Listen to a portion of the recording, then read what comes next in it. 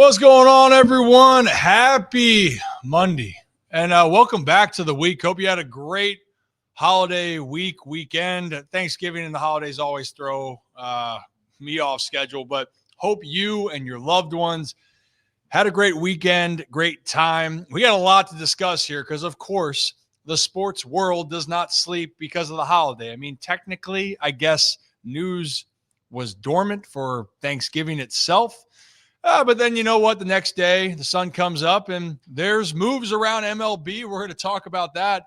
There's a new closer in Baltimore. Ryan Helsley is the new ninth inning guy for the Birds. We'll talk about that. And then there's some rumors heating up around Pete Alonso, Kyle Tucker, Bo Bichette. We'll talk about all of that. And then, we got to talk about football because if you did have a good Thanksgiving in Baltimore, it was probably good until about 8:20 p.m. Eastern time. And then you had a very sour evening. But the Ravens lost, the Steelers lost, and there's a lot of commotion. Harbaugh had some comments about the run game, and the Steelers look like they're imploding internally, externally, you name it, they're talking about it. Then we got some things we got to cover throughout the weekend. By the way, college football is insane, and not because of the actions of rivalry week, is that it's the wild, wild west, and a coach in Lane Kiffin is going to leave a college football playoff team to go to LSU.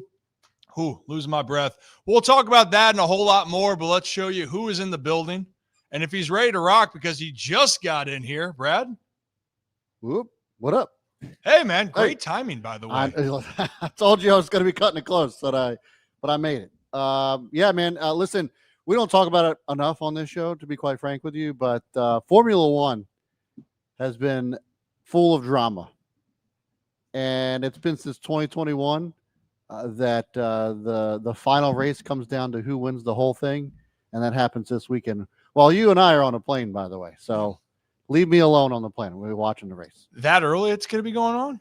It's in Abu Dhabi, and it's at like 8 o'clock in the morning.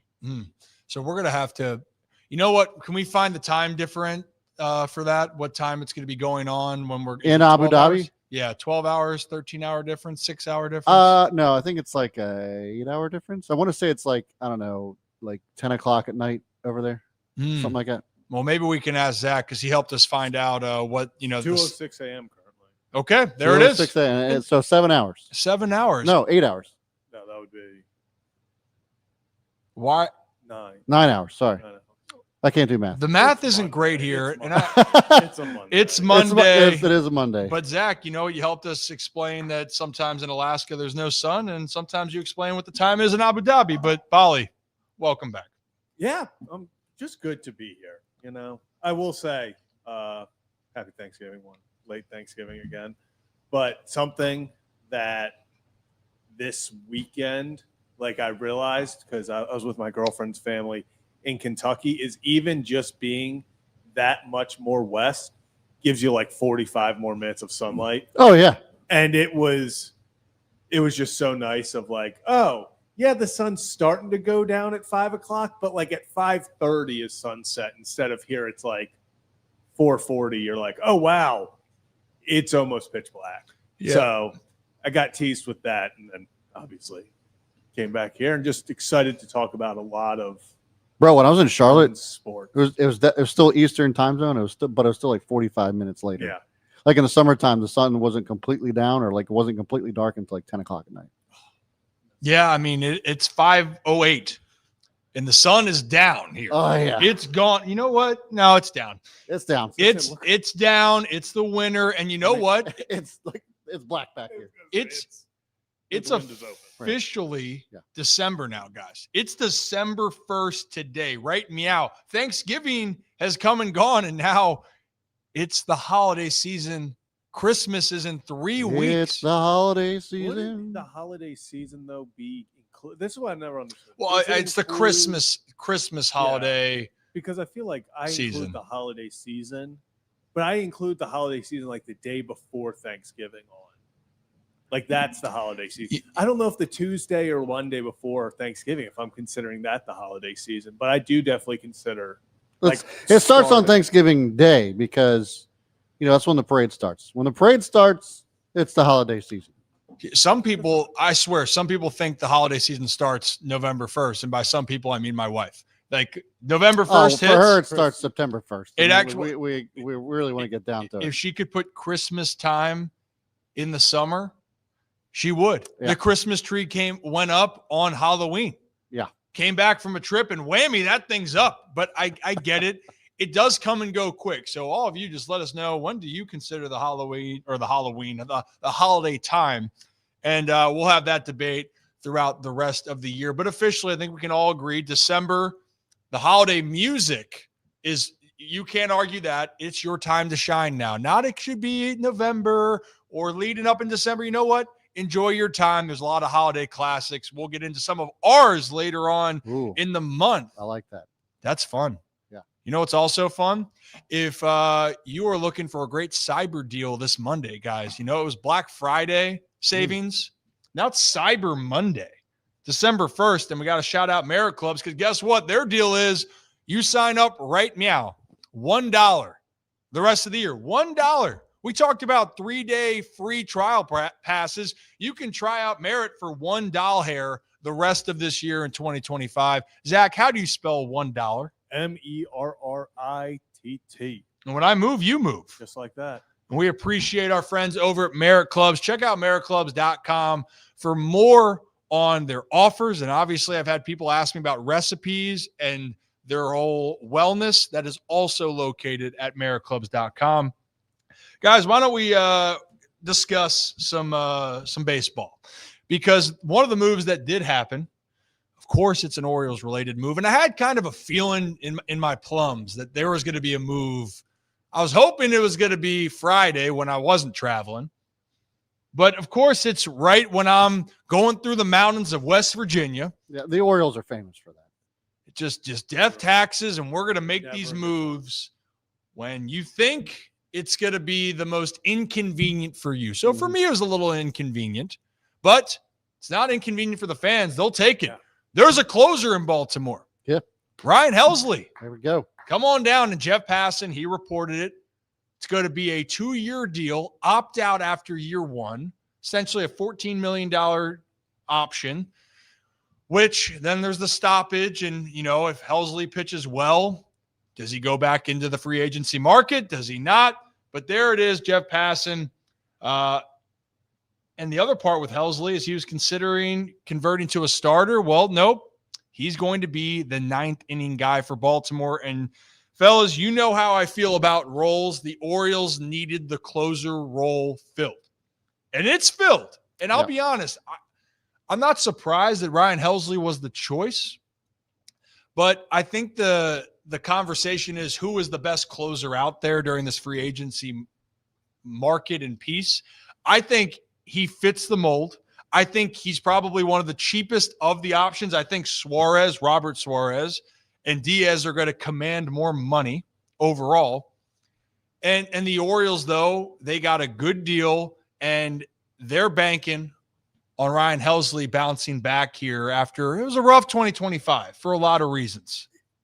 I'm going to say it was a rough end to 2025 because he was actually, funny enough, I think it was like through August 5th, he had a quote-unquote down year for himself, but through August 5th, he had like a 2.70 ERA. Yeah. Like this is – and I know people can say this is a cop-out or, oh, I'm just drinking the orange Kool-Aid or all this. I do not count when you go play for a Mets team that is in the middle of just an all-out collapse. It's hard to just suddenly move to that team, and now they're collapsing. You're out of your position because, hey, you're used to being the guy in the 9th inning. Now you're an 8th inning guy because they have Diaz. So they're trying to create a super pen. I don't think that worked out for any team that tried to create a super pen, especially in New York last year. And it just felt like the whole situation, he was set up for failure. Nothing good was happening in New York. So if you want to say, hey, you know, I've seen stats about, you know, okay, the fastball was getting hit all year. You know, maybe some movement on the fastball. It has, you know, decreased as the years have gone by. If that's something you want to bring up, yes. But for people being like, oh, he was horrible in New York, so this was a classic Oriole signing. It was a month and a half in a horrendous situation where he would probably tell you he performed the worst of his entire career. But if you look at just even the 2.5 years prior, he was one of, if not the best closer in baseball. I mean, 2024, this guy had 49 saves. Mm-hmm. It's not easy to do. Even if they give you the ball, 80 times, like 49 saves is 49 saves. It's pretty damn good. And look, there's always going to be so many sides to this. And Brad, actually, you're the one that always gives the other fan perspective on, well, this is what they could have done or how you're feeling. How would you assess it from that side? Because I know you have some thoughts about this. I think it's great. I don't think – what's the risk? You need a closer. You got a closer. You can opt out in year 2 and then reassess. Like if Helsley does great, you get an opportunity to bring him back.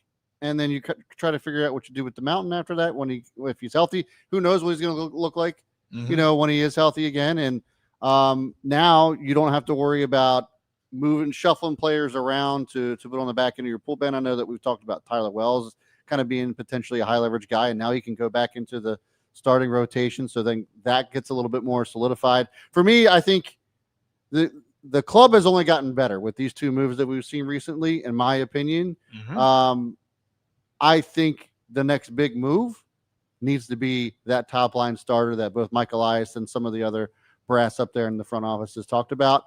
For me to feel good about this offseason, it needs to be a showstopper starting pitcher. Yeah, and my final thing is on, I believe it was July 27th, because I was going through his, just pitches and kind of how he looked last year. I watched him on I believe it was a 2-2 count, paint 102 on the outside corner for a strikeout looking. If you can paint 102 on the outside corner, I want you on my baseball team. And if you not only done that, but have had a below 205 ERA and 49 saves in a single season, I want you as the closer to my baseball team. And it's the simple question. All these moves can be broken down into, honestly, a singular question. And it's after they are made, it's did the Baltimore Orioles get better? And the answer is a resounding yes. I would argue right now, of the teams this offseason, Baltimore has actually improved near the top of the list. And not that a ton of moves have been made, by the way. Right, that's what I was about to say.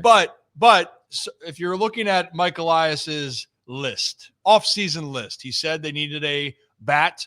They got Taylor Ward. However you feel about Taylor Ward, dependable player, had over 100 RBIs, and he posts up, he plays 155 games.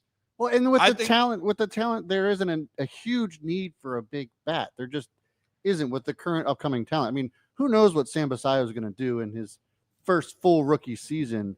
We already saw what he did in the first few games. Yep. I just think that going and spending a buttload of money on a big bat doesn't make as much sense to me as going out and solidifying your starting pitching rotation. And I do think that's the priority. To me, a veteran bat always is going to help, because there are guys at the big league level that are trying to figure out who they are, what they do, what do they do well. And I want to reemphasize, roles matter for players, and not saying that, I need to be the guy that just kind of passes the baton on, or I got to be the guy that can handle long relief situations or high leverage situations. But to be honest, it does matter to have those in place, and they can change over time, but knowing what you have going into this and ones that you need to have going into the season, you need to know who your closer is going to be to start. That's where this goes. There's no ands, ifs, or buts who's getting the ball in the 9th inning. You don't want to do a closer by committee if you don't have to. So Helsley checks that box. For the Orioles on their lineup, you have a pretty good indication, but there could be some sleepers that we'll talk about in a little bit. But it makes a team better off when you have the expectation. And I'll use the example of why it's important. When guys know what their role is going into the year, there at least is something to build off of. Now, if things don't go right, opportunities for other players can jump in. One that pops up to me was actually the Blue Jays, because it was injuries. Nathan Lucas, Barger, 2 outfielders for them that made impacts because of injuries and players misperforming. And actually, Santander was one of those guys where he was signed to be the guy, play every day. And unfortunately for Tony, he was hurt. So that opened up opportunities for those Blue Jays players, and they took advantage, but that was their plan going in. The Orioles, you can't mess around with the back end. I still think they need one more high leverage guy. Yeah. Do not expect now Robert Suarez or Diaz or Fairbanks or whoever else is considered a closer. He ain't coming to Baltimore, and I wouldn't like that, because one of the biggest issues for the Mets and for Helsley is you took out a guy from his closer role and asked him to be put into a role that he has not been comfortable or he hasn't shined in. And the Mets had so many issues. And Zach, you alluded to this. Don't judge the back end for Ryan Helsley here on a Mets team that was just trying to stay above water. And they didn't. They drowned. They could not figure it out. And it wasn't a talent issue. They could not figure out how to win. And I think part of it was they messed with their roles. Guys lost confidence. And then they didn't have the same results. It makes zero sense to me that Ryan Helsley then all of a sudden, after the last 4 years combined, if I have this correct, actually from his time in St. Louis in 2025, all the way back, if we want to go to 2022, those 4 years of being a Cardinal, no ERA eclipsed 3. None. And then he goes to the Mets, and for 22, you take him out of the role. He's pitching in situations where there's blowouts too, which I will show for our channel members for the Rips Better Kids, give you a breakdown of what I'm talking about. He was put in situations that he's never in. I'm buying the bounce back of a guy that you said throws fuzz, Zach, has a slider that's a good out pitch, and has proven that he's that guy, and he's not out of his prime. So buy the bounce back. It's a good move for the Orioles. And now you're going to see the next domino. And here's one more thing. Go ahead. I was just going to ask, what is the next domino in your opinion, Rip? I mean, obviously I talked about what I would like to see starting pitching wise. Framber Valdez is out there. Feels like a perfect fit. It's going to be $160 million, but we already talked. Apparently the Orioles are willing to spend. So if they are, put their money where their mouth is and get a 5-year $160 for Valdez. I think if that happens, I would, and nothing else happened in the offseason from the Orioles standpoint, I would be happy as a clam as an Orioles fan. Is happy as a clam, is that the new saying? Has that been a saying? Because I am happy? Yeah. Yeah, you never heard that before? I mean, look, your grandpa said it, probably, with a few more colorful words if we're talking about your grandpa. But yeah, true. Grandpas usually say that stuff, so I'm an old man. So but yeah, the point is, you would be ecstatic if the Orioles signed Framber Valdez. Yes, give me that big arm that we were missing last year, and with all of our guys coming back healthy, Bradish, Tyler Wells, that crew, Dean Kramer, who we haven't talked enough about. Mm-hmm. I think, in my opinion, you get a Framber Valdez in there, that rotation is solid, and you can't be upset with the front office or Mike Elias for that matter if he goes out and signs a big arm or makes a big trade. Look, Framber Valdez type pitcher is what they need. If it's not Framber, make a big trade with someone who's looking to, get a bunch of prospects or do a rebuild, whatever, but give me that guy.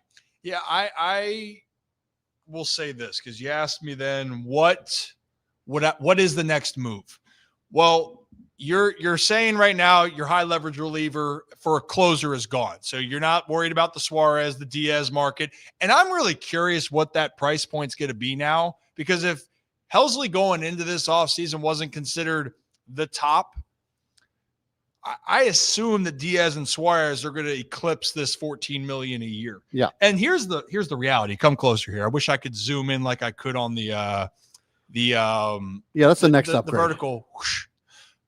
The reality is, for all these closer options, I said this on Instagram, Robert Suarez, Pete Fairbanks, Ryan Helsley, Diaz, whoever you consider the top closer, the reality is any of those guys could end up being the best free agent closer signing in 2026. They could. Why? They're all really damn good. And if they get on a roll and they stay healthy, they can go out and dominate. So really, you're picking here, who do you think is going to have that year? But the reality is it's going to be a crapshoot. of who's actually going to go out there and perform to that, because they each have their positive qualities. It just depends on some of the other factors. But what that means, I think they get another high leverage guy, but now that emphasis isn't so important. It meaning that the closers are going to go. Then those secondary options are going to be sitting there waiting, in my opinion. So then you're going to look to the starting rotation and to maybe some of the bats if you're interested. But starting pitching, as soon as one goes, the rest of it's going to snowball here. Yeah. I really think the pressure is going to be when a team gets that big arm first. Well, then you're scrambling, who are we getting next? And the Framber Valdez conversation truly is going to be, are you okay with what happened in Houston? Like, is that going to be a problem in your clubhouse? And if the answer is no, he's a gamer. He's a baller. You cannot deny how damn good he is on the bump. The problem is, do you have any doubt that he doesn't fit in your clubhouse? And are you willing to pay out that money? If that is even a thought in your mind, then it's not going to work. And in my mind, you mentioned trade value and market. So here's a proposition, at least that I'm monitoring. I'm monitoring that the Orioles go more dependable than going for the upside pick. So in this case, Zach Gallen could be an upside pick, but the safest, most dependable option outside of Framber is Ranger Suarez. And I'm still gonna emphasize on that, because the Orioles, to me, don't need flash. They need reliable, dependable. And I just don't know where they stand with Framber, Brad. Like that, if that didn't happen, obvious number one choice. Yeah. And it would be hands down not a comparison. But if you want a guy that I don't have to question what he's going to do as a player, for me, it's going to be Ranger. All he does is know how to pitch around the zone. He's comfortable, and that's great. And you know what? Then go and trade for another upside arm, which the one that I still eye the most, and I doubt it happens, but I'll tell you what, Daniel Cabrera, as I faced that dude in AAA for the Marlins, that dude is starting to figure it out. And he throws hard, and he's good, and he has upside. I think if you have an upside move, the risk is low. You need to nail your offseason free agent move. And I just don't think you can go wrong getting Ranger. That's my opinion. I think that there is risk with Gallen. There's the only risk for Framber is, does he fit in? But I think the Orioles will go get one guy, because if they don't, Brad, it's incomplete. Yep. They have too many question marks still on who is going to be those depth pieces. You need to know your three. You want it to be Bradish, Rogers, and you need that other third, and have Dino slide in to be an upside 3, maybe 2 if he's on one of his benders, or be like, oh, sugar, Dino's having an April again, and you got to be able to live with that. So I think that that's important. We'll see what happens there. The bat is a really interesting part. I don't know what they're going to do with the bat, but there's rumors aflowing, Brad. Oh, yeah. I don't know if you've heard about this. I have. There are rumors everywhere. Where would a guy like, I don't know, Pete Alonso, Kyle Tucker, even Bo Bichette. So maybe we start with the two that have been talked about quite a bit, because it relates to the Toronto Blue Jays, and then we'll get into Mr. Alonso here. Zach, do we have that clip from John Morosi about Kyle Tucker and Bo Bichette? We do. So I want to start with this, because I just think it's an interesting conversation. Kyle Tucker, Bo Bichette, two extremely talented bats. Blue Jays are willing to spend. Are they picking one or the other? Well, John Morosi has some thoughts. So let's react to that, and we'll talk about it on the other side. Kyle Tucker, Kyle Schwarber, who signs first? What do you think? Who's closer? So here's my answer on that. Kyle Schwarber, I believe, will sign first. Neither one of them will sign this week. I think both of those signings, Schwarber and Tucker, feel like we're headed towards a winter meetings signing extravaganza, which, by the way, Lauren, we are there a week from today. I can't wait. The winter meetings will be underway in Orlando, Florida. So excited about this. I think with Schwarber being the older player and with his market being a little more set as the role that he has, I think Schwarber signs first, and then Tucker, Lauren, he is such an interesting case because the general industry thought is Tucker will likely not go back to the north side of Chicago, and so you wonder where might he go. The Dodgers with interest, the Giants with interest, and yes, the Blue Jays with interest. And Harold touched on this a little bit earlier on, too. I actually look at it as an either-or, Kyle Tucker or Bo Bichette. Here's why. If you sign Tucker, Tucker moves into right field, which certainly does complicate a little bit about Springer's role exactly, Santander's role, and more importantly, Addison Barger. He is an everyday player. So if you sign Tucker, Barger to third, Clement to second, Jimenez is your shortstop. And there's not really any room for Bo at that point. So I look at it as being an either-or situation. And we saw certainly the way that Jimenez played shortstop very well for the Jays in the postseason. But to me, the overriding question is, yeah, Tucker or Bichette help you if you're the Jays. But Addison Barger, Lauren, part of the future. I would not interrupt his number of at-bats too much because of how important Barger is. All right, So I agree with that last part. And also, if you are new to this channel, hit that like and subscribe button. Ryan Ripken Show. We're live at 5 here on YouTube, X, and Facebook. Cannot wait to see John next week, by the way. We will see John next week down at the winter meetings. We will be down there in Orlando. But let's dive into this conversation, because why I wanted to play the end of that clip is the dynamics of a roster. And with your young guys and players that you think can have this potential to take off, you want to make sure you give them the runway to take off. Barger proved last year that dude needs to play, and that dude needs to play often. And you could argue he would have been the World Series MVP had the Blue Jays pulled it off. He was that damn good. Kyle Tucker, Bo Bichette. The Blue Jays are going to be aggressive in the market for really, it seems like, any big-time player. I kind of agree with John's assessment there. You sign Tucker, it really changes the dynamic of your team, and then you don't have room for both. But if you have Bo Bichette come back, well, Bo Bichette's going to play more likely second base at this point in time, and then that's how it goes. But what's fascinating to me is I do think the Blue Jays, I think it's theoretically possible that they land one of those guys. I think Toronto is in on landing those players. And I think personally, if you're Bo Bichette and you have a relationship with the team, you've come up with the team, you played with Vlad Guerrero Jr., you're loved there, I think that there's a legit chance he comes back. But what happens with Kyle Tucker? And I do believe Kyle Schwarber is going to be that first domino. And John mentioned that. Like last year it was Juan Soto, Brad. Yeah. When that happened, you're like, whoa, hey now, oh sugar. I think Kyle Schwarber is going to be the deal that gets figured out first, and then Kyle Tucker would be the next one off. I think that it will be in that order. I don't think any team signs Kyle Tucker unless they are so out on Kyle Schwarber, which my guess is why would you be if you're in the market, especially for a big left-handed bat? Am I missing something with that, Zach? Or are you agreeing with me? I agree. There's just it doesn't fit for the Blue Jays to go after both.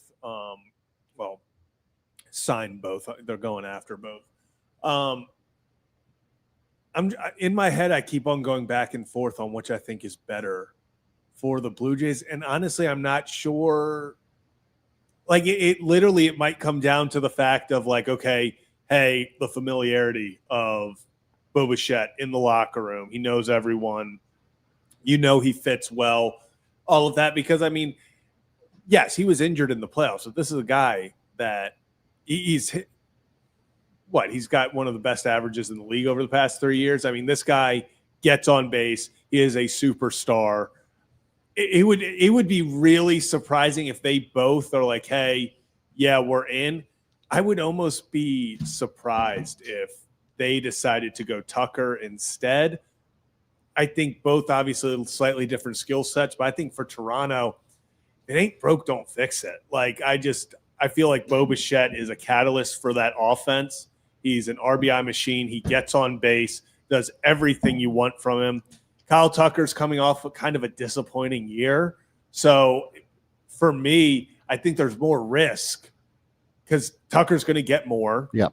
You sign Tucker to a $400 million contract and suddenly he doesn't play well, or he is more the Kyle Tucker in the second half of last year. And you're sitting there going, oh, crap. And you see Bo Bichette, wherever he may end up, hitting 320, you're going to be like, crap, we might have messed this up. I just think safer route is for the Blue Jays. Just keep Bo. Just keep him. It comes between them. Yeah. What are we doing?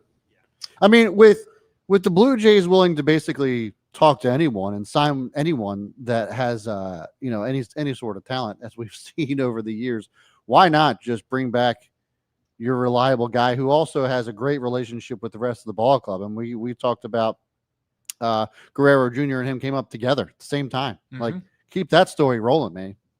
I mean, I think in this day and age, if you can become a legend with one team, yeah, and you have the opportunity and you love the place, and Bo Bichette, if you love Toronto, you go back to Toronto, unless you have aspirations to be elsewhere, because you've earned the right now to do that. But this is what fans love. If you're going to ask them right now, who would you rather have back from a fan's perspective? Some might say, give me the player Kyle Tucker. But my guess is most would say, man, give me Bo. We love Bo in Toronto. And I think that really matters to a fan base. And by the way, Bo would have also been the hero of Game 7, because him coming off being ready for the World Series, but not playing 100%, and to take Ohtani dead nuts right there, that felt like that was going to be the moment. He would have been beloved forever and ever there in Toronto. And I think maybe he thinks there's unfinished business. But the Blue Jays, you already have Dylan Cease on the books, right? So whoever you bring in, like just from a contract standpoint, yeah, it's a lot of money, but Bo Bichette would be the cheaper, it seems, of the two options, which then leads to the American League East in general. The American League, I think they're going to go after some bats, but it seems like the East really is eyeing in on these guys. Yeah. Kyle Tucker, I'm here in the National League out west. I'm still buying that the American League East is going to go and get some of these bats. I'm talking about the Yankees, the Red Sox, the Blue Jays. Maybe there's a sleeper team in there. Could be involved. And one name that we haven't talked about yet that could be in the mix for a bat, because I don't think this sleeper team is going to get Kyle Tucker. I don't think they're going to get Bo Bichette. But what about Pete Alonso? And we're starting to hear these rumors set in for Pete. Well, Pete makes a lot of sense in Boston. Green Monster, playing for the Red Sox. They got a lot of momentum. Well, what if you put him over there in New York, on the other side, playing with the Yankees? Yeah, set him to the Bronx. Big bat, helps out Judge. Makes sense. Now, Toronto doesn't fit for him with Vlad Guerrero Jr., but then you're sitting there going, well, could there be another option in the American League East? And that team that's kind of sleeping there, that's still being attached, the team right here in Baltimore. The Orioles apparently are still in on Pete Alonso. Yeah, and you know what? But it's making people laugh and smile and throw up the what could happen here. It makes you think, could this realistically happen? I will say this, even if it doesn't realistically happen, if you have a big bat, you hit a lot of home runs, why wouldn't you want to come to Baltimore? Obviously, the money has to make sense, but if you're Kyle Schwarber or Pete Alonso, you could rake here at Camden Yards. I'm just saying, Boston here in my mind, unless they go a little BANANAS, yeah, I don't think they're going to sign both Bregman and Alonso. No. That would be No. BANANAS. So one of them signs, say it's Bregman, because you had that commitment with Bregman before, and I think that was a good fit for Boston. And if I'm Alex Bregman, I think that makes a lot of sense to go back to Boston. Yeah. Because they valued him, and that was a really, really good, just overall seemed like a good experience for him. If they don't sign him, or sorry, they do sign Bregman, and you're the Orioles, Pete Alonso, you talk about you need a big bat. Pete's a big bat. Oh, yeah. And again, I know that batting average matters in the postseason. It does to me a lot. It really does. But you know what also matters to me is having a bona fide bopper. And I like Taylor Ward. I think he's going to play a good role here for the Orioles.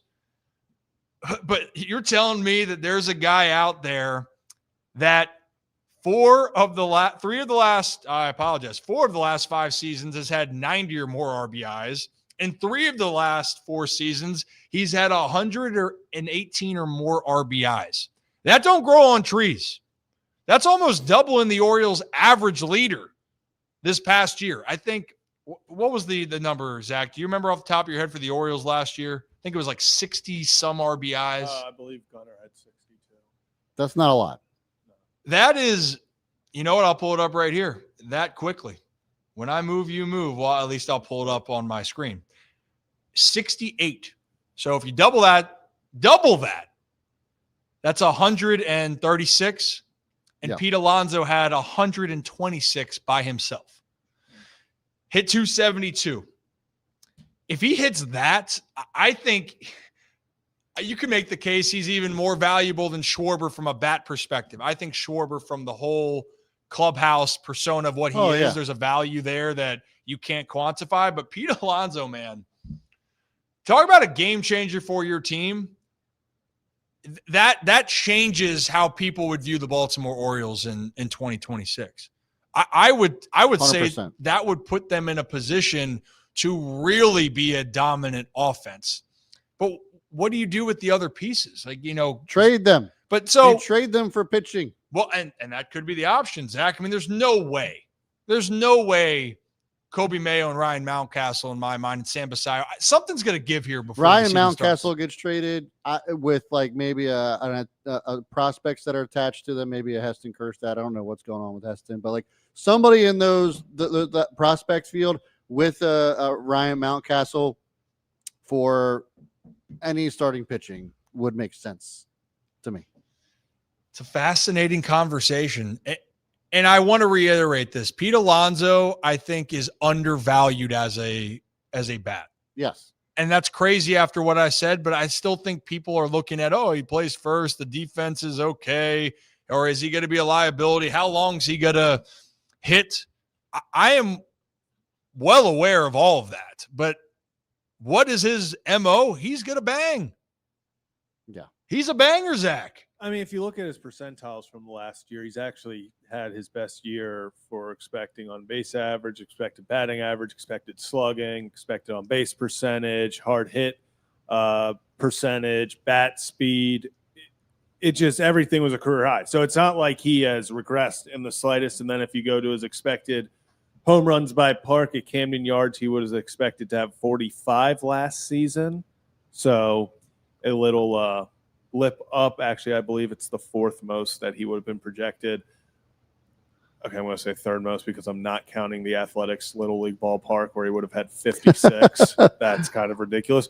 But Pete Alonso's a guy that you brought it up.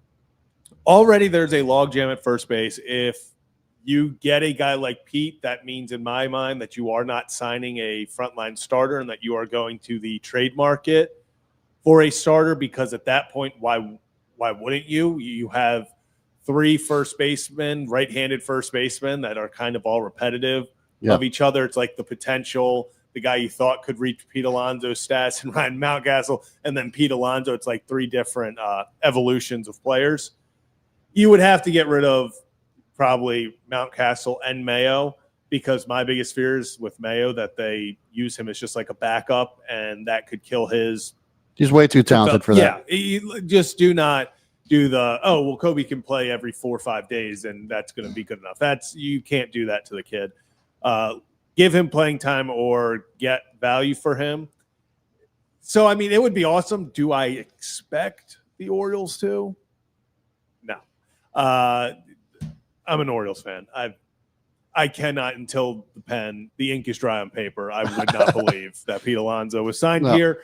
But it's a fun thought.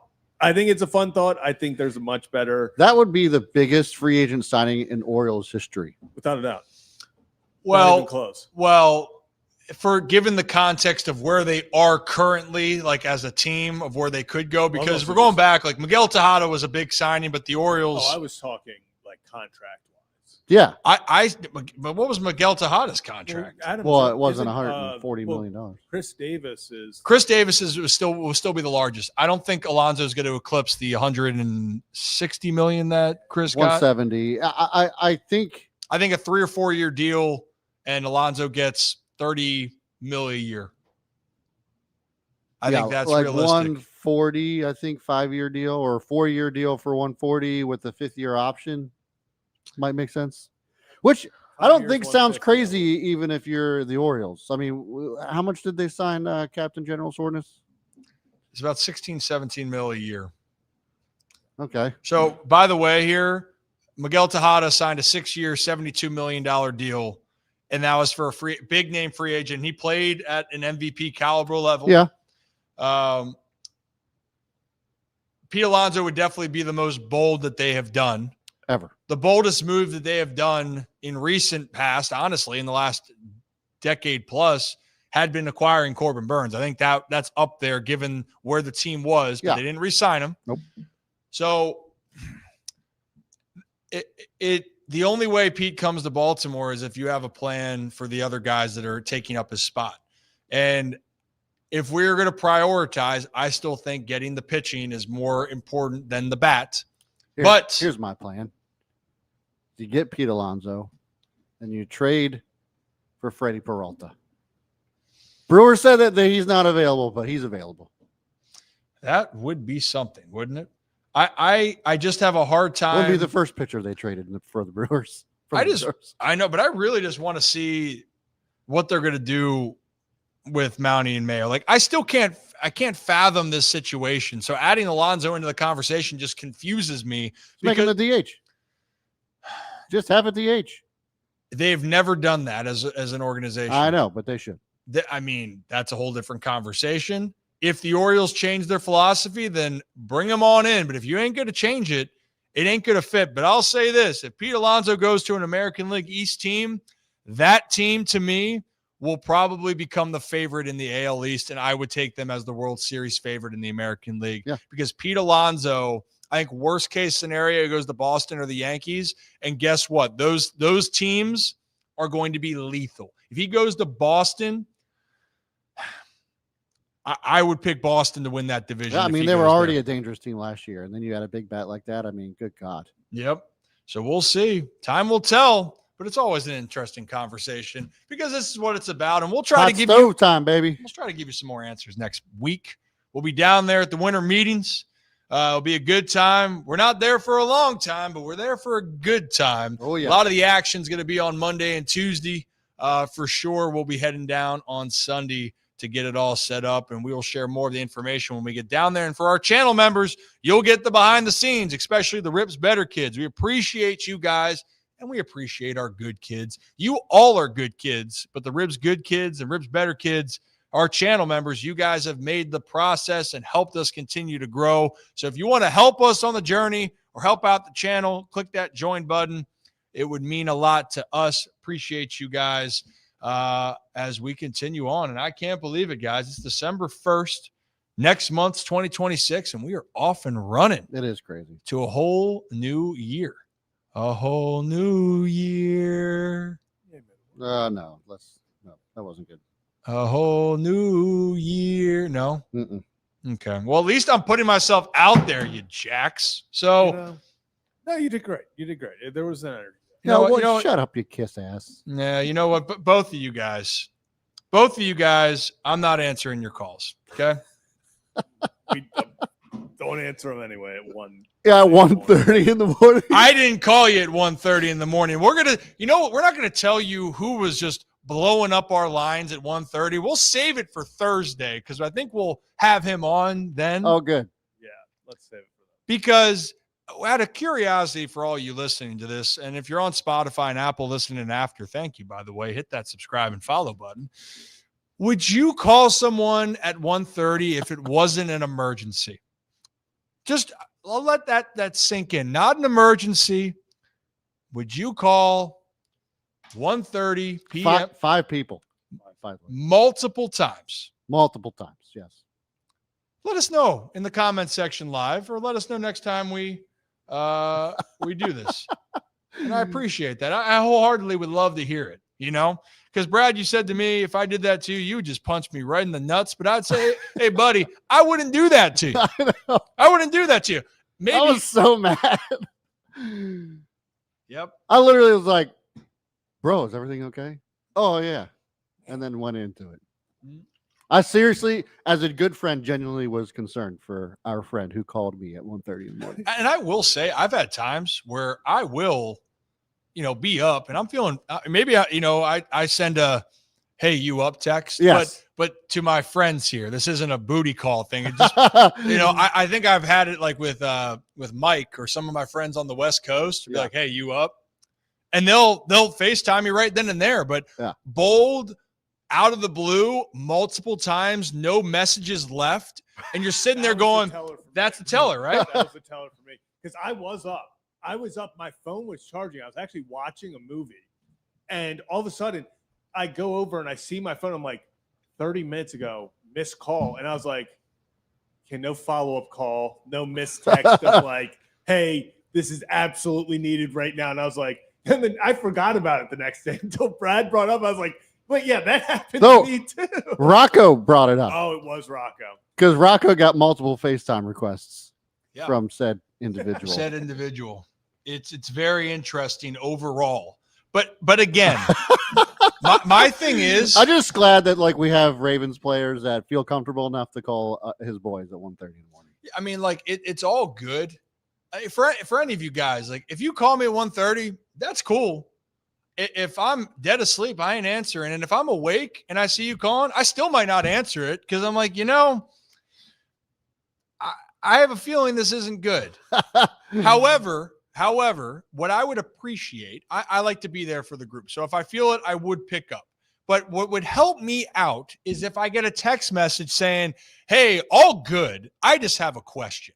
Something along the lines of that. Because you know what I'm thinking? It's like the question also could have been a group text. All of it, all the above. Yeah. They could have been a group text. It could have been all of it. And then also what you can do is just I don't have to think of we get a call the next day from the police and, "Hey, have you heard from this person?" Well, I actually I got a FaceTime call.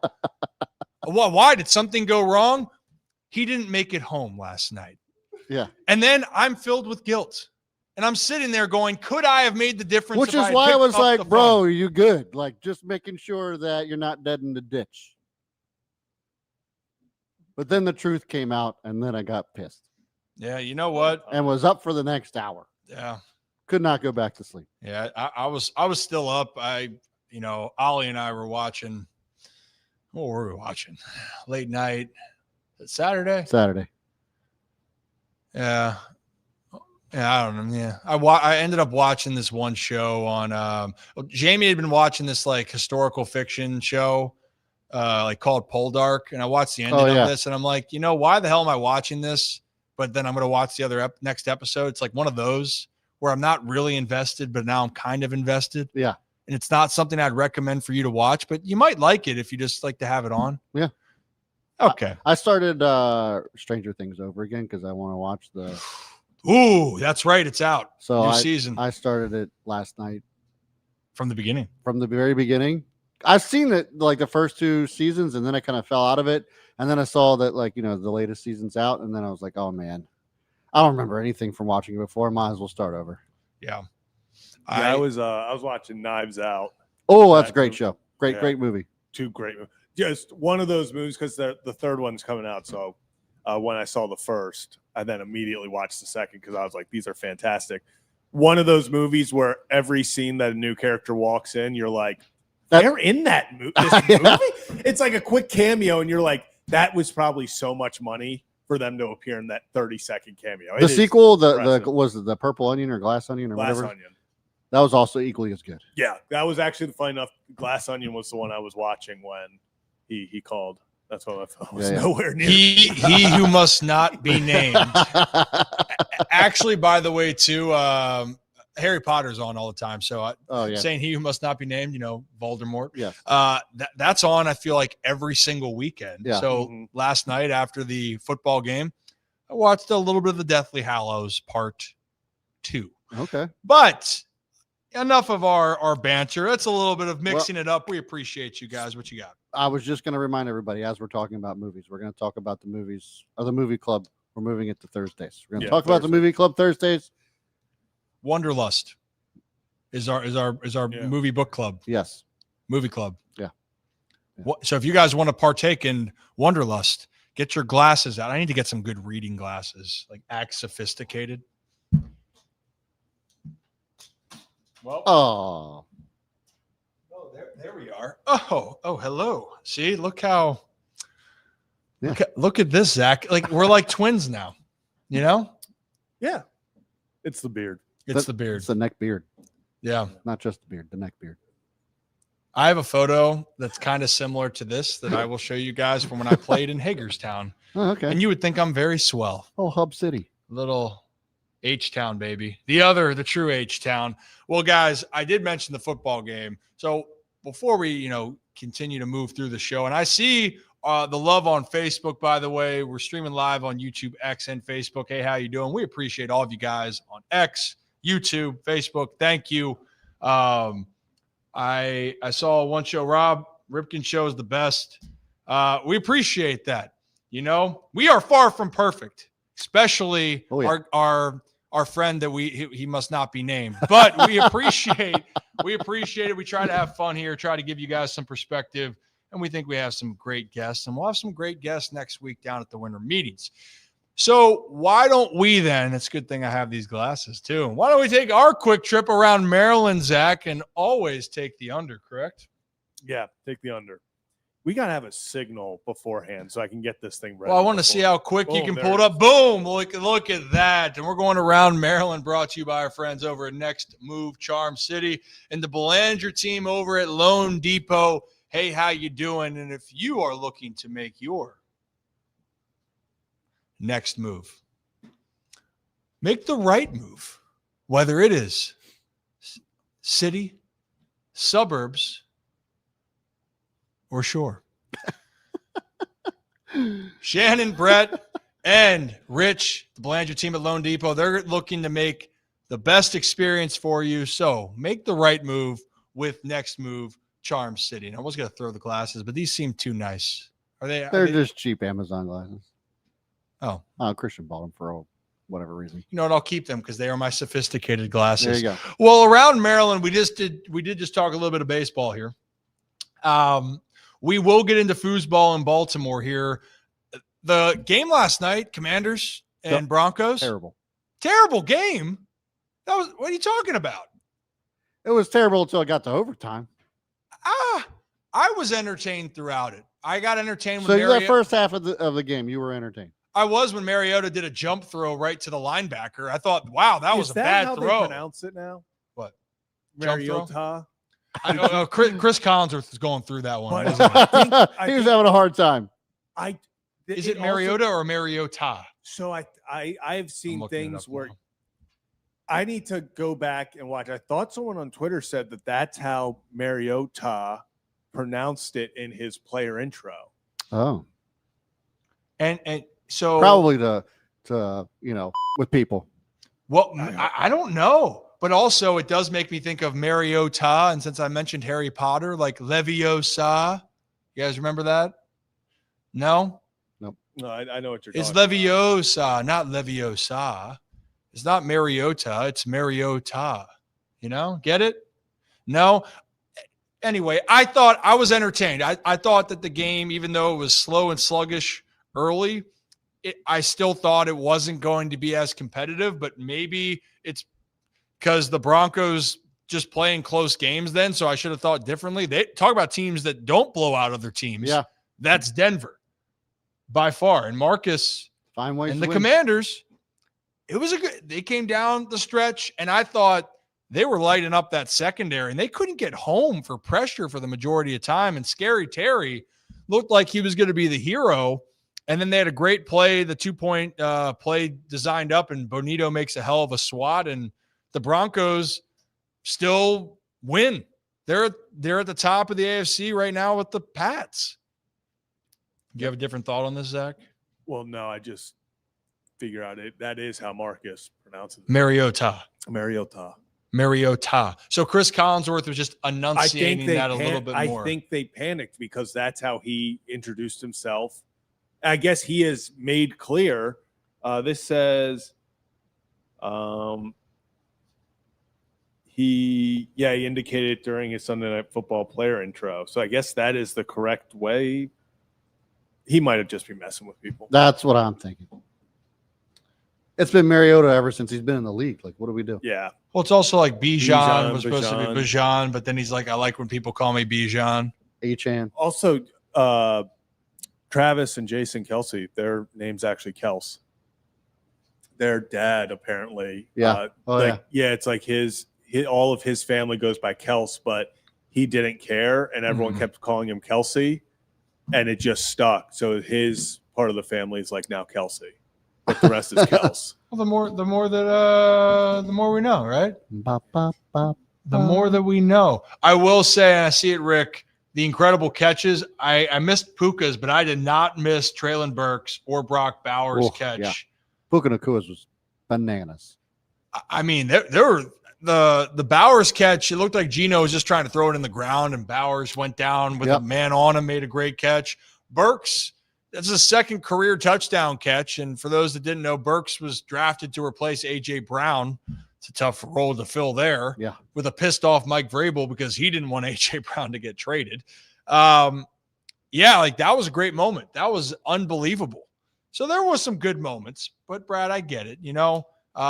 First half could have been a little bit of a snoozer, but it was a thriller down the stretch. The 1 o'clock games again that yesterday were amazing. Came down like I think all but one came down to the last couple seconds of the game. You mean the Titans and the Jags? Oh, the Browns game also. Browns that was full. Browns game got blown out. That was a 1 o'clock game, I think. Yeah. There was the Texans Colts game was good. The Texans Colts, the Jets walked it off. The Bucks Cardinals game was good. Bucks Cardinals, the Jets walk off was crazy. Yeah, talk about teams that don't like to win. The Falcons are my favorite team to watch. That have this offensive talent when London plays, and you're like, man, this team can be really good, and they continue to lose every week. Yep, like every week. They were winning again. This is once again what's wrong with the Jets. The Jets, it's the same crap with the Jets. It's the same crap with the Dolphins. They refuse every single year. They set themselves up, go down, like halfway, 3/4 of the way through the year where you're like, wow, they are a shoo-in for the first overall pick. And then they win the most useless games of all time and end up with pick 9, and every talent that could help propel them is gone. It was, okay, who are the Jets taking with the first pick? Well, now we're not going to know. It's who are they going to take with the 8th now? Mm-hmm. Do they even yeah, they have theirs this year. I was thinking about the Dallas trade, but they got a first in that, not gave it away. It just, some teams just don't understand a tank. The Titans, they get it. Yes. They're like, hey, we'll go 1-16 and have no issue with it. And they're right on their way. They are. Hey, we want to have the number 1 overall pick again. Well, has that happened 2 straight years? They will figure out a way to screw it up, I'm sure. They got trade out of it. The best case for the Titans is one of these quarterbacks, Mendoza, most likely, just elevates himself. Simpson. Yeah, just goes on an insane run in the college football playoff, and it's like becomes that is the bona fide, can't miss prospect at quarterback. They get the first pick and they can trade out for a haul. That's just what they have to assume. Hope for. Well, you know what? We'll see how that goes down the stretch here, but you can't assume anything in the NFL. Now in college football, you can't assume anything anymore. Also, you can assume that the Maryland football season is over with now. Yes. It had been, but it's officially over. Yeah. They lost to the Michigan State Sparties 38-28 to finish 4-8. So after starting 4-0, the Terps lost 8 consecutive games. I just feel so bad, mostly for anyone who had Maryland's over win total this year because it was 4.5. No way. Their win total before the season was 4.5 on betting sites. Started 4-0. Damn. And then lost 8 straight. Wow. Well, that stings the nostrils. But there's no coaching changes going on there, by the way. Nothing happening. Loxley's coming back. Can't be said around the rest of the NFL or the college landscape. And we had some what the hell moments, or like, wow, that escalated quickly depending on how you look at it. Yeah. we'll do one now. We'll save the other one. We talk about the Ravens because it does involve a team in the division. But this one, guys, the Lane Kiffin situation with Ole Miss. Mhm. And so if you lived under a rock of the sports world, Lane Kiffin made the choice to leave Ole Miss to take the job at LSU.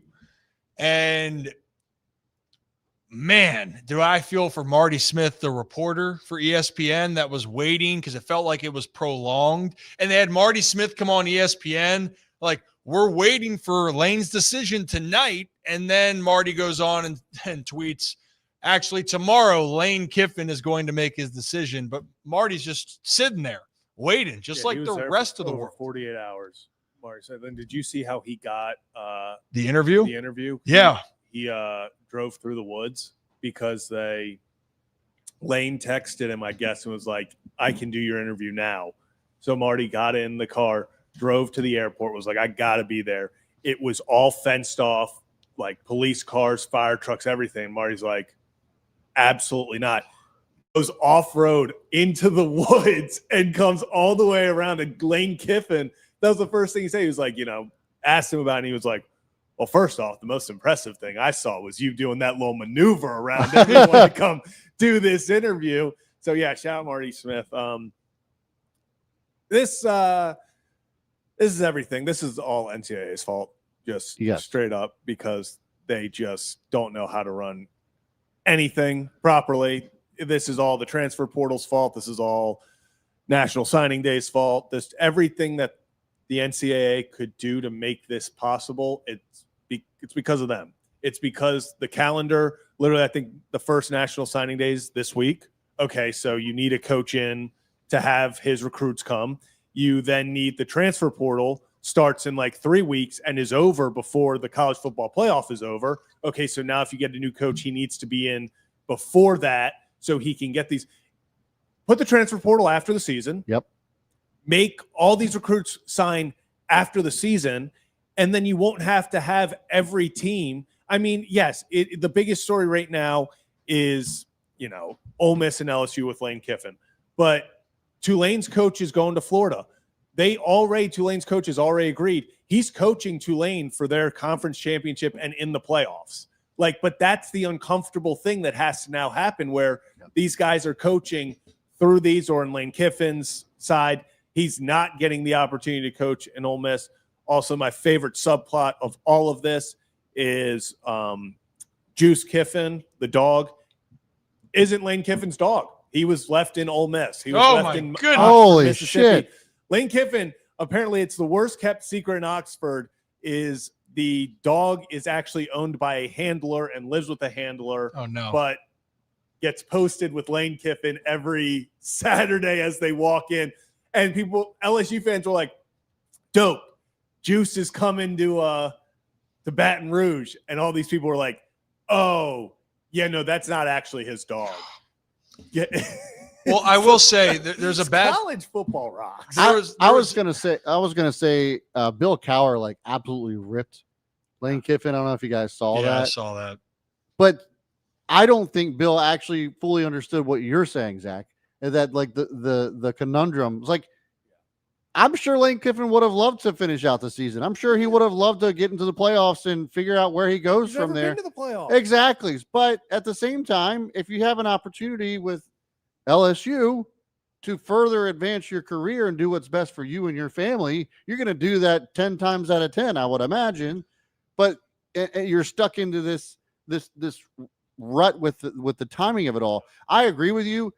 The NCAA has completely this up. Yeah, I mean, I don't understand it at all. So NIL we knew was coming to the landscape, and it should.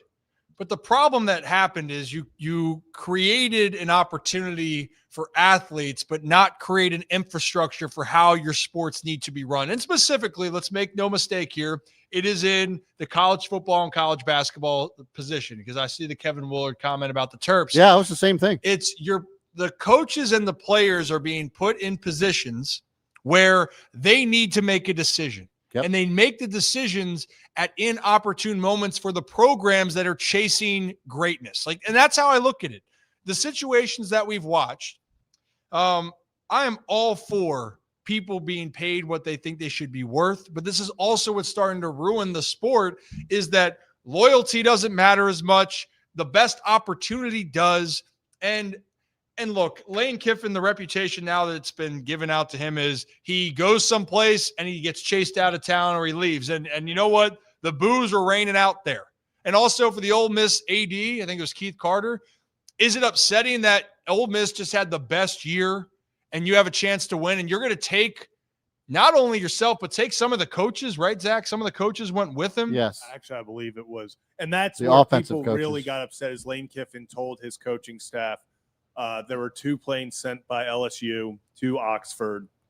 And he said, if you are not on the planes to Baton Rouge, you will not be coming with me. You just flat out. So I believe the offensive coordinator got on the plane, and not a single defensive coach, because apparently Lane Kiffin took a vote with his staff of pretty much in front of everyone, raise your hand if you would stay, raise your hand if you would go.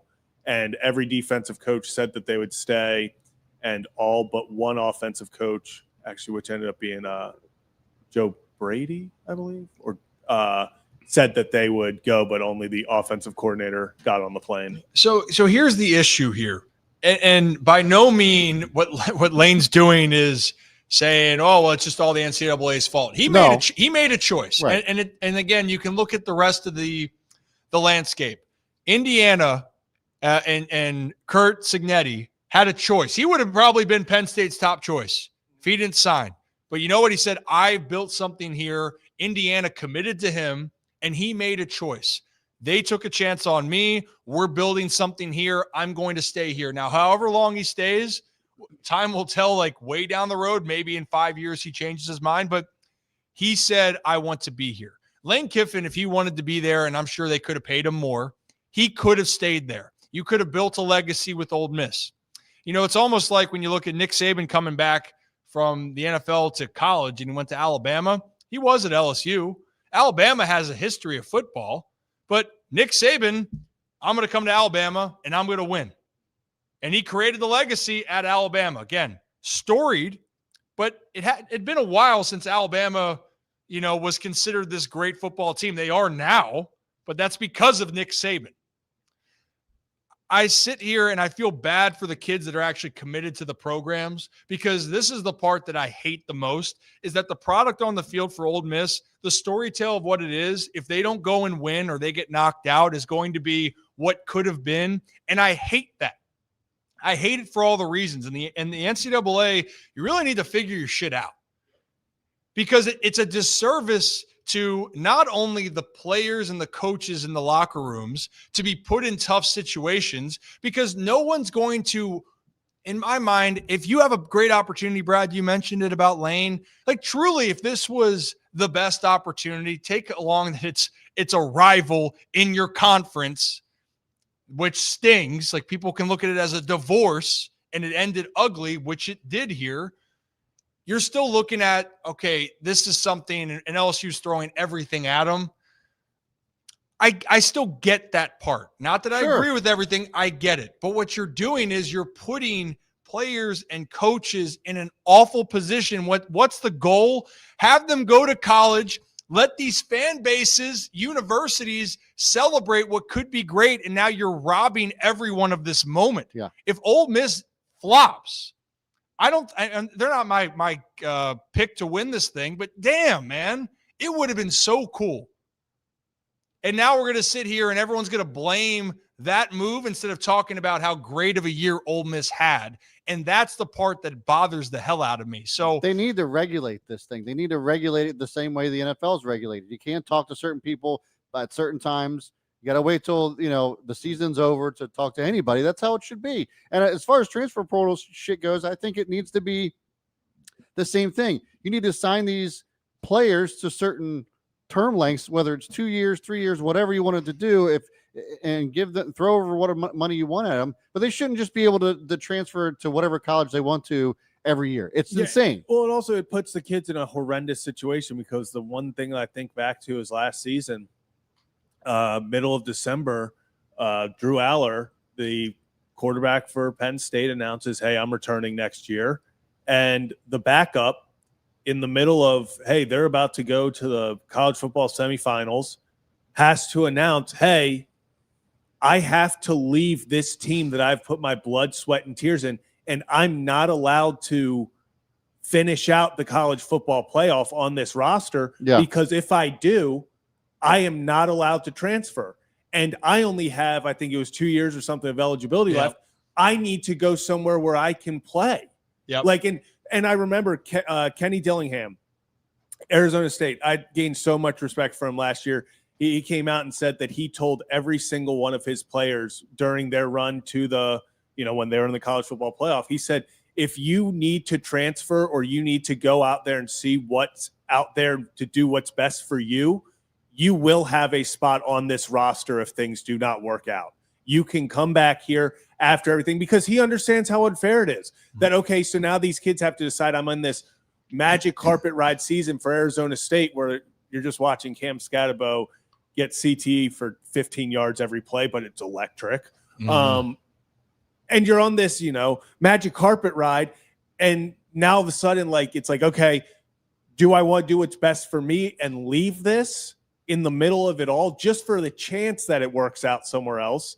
It's just a horrible, horrible, horrible system that they have. I think it was actually Paul Feinbaum a few weeks ago was like, this would be like if the NFL free agency started 2 weeks before the Super Bowl and they were like, yeah, but if you're a free agent, you can't play in the playoffs, or hey, coaches can leave during this. And it just, even the coaches, the coaching circle for the playoffs, some teams, depending on what it is, they'll say, hey, we need you to wait. If you really want our guy, you got to wait.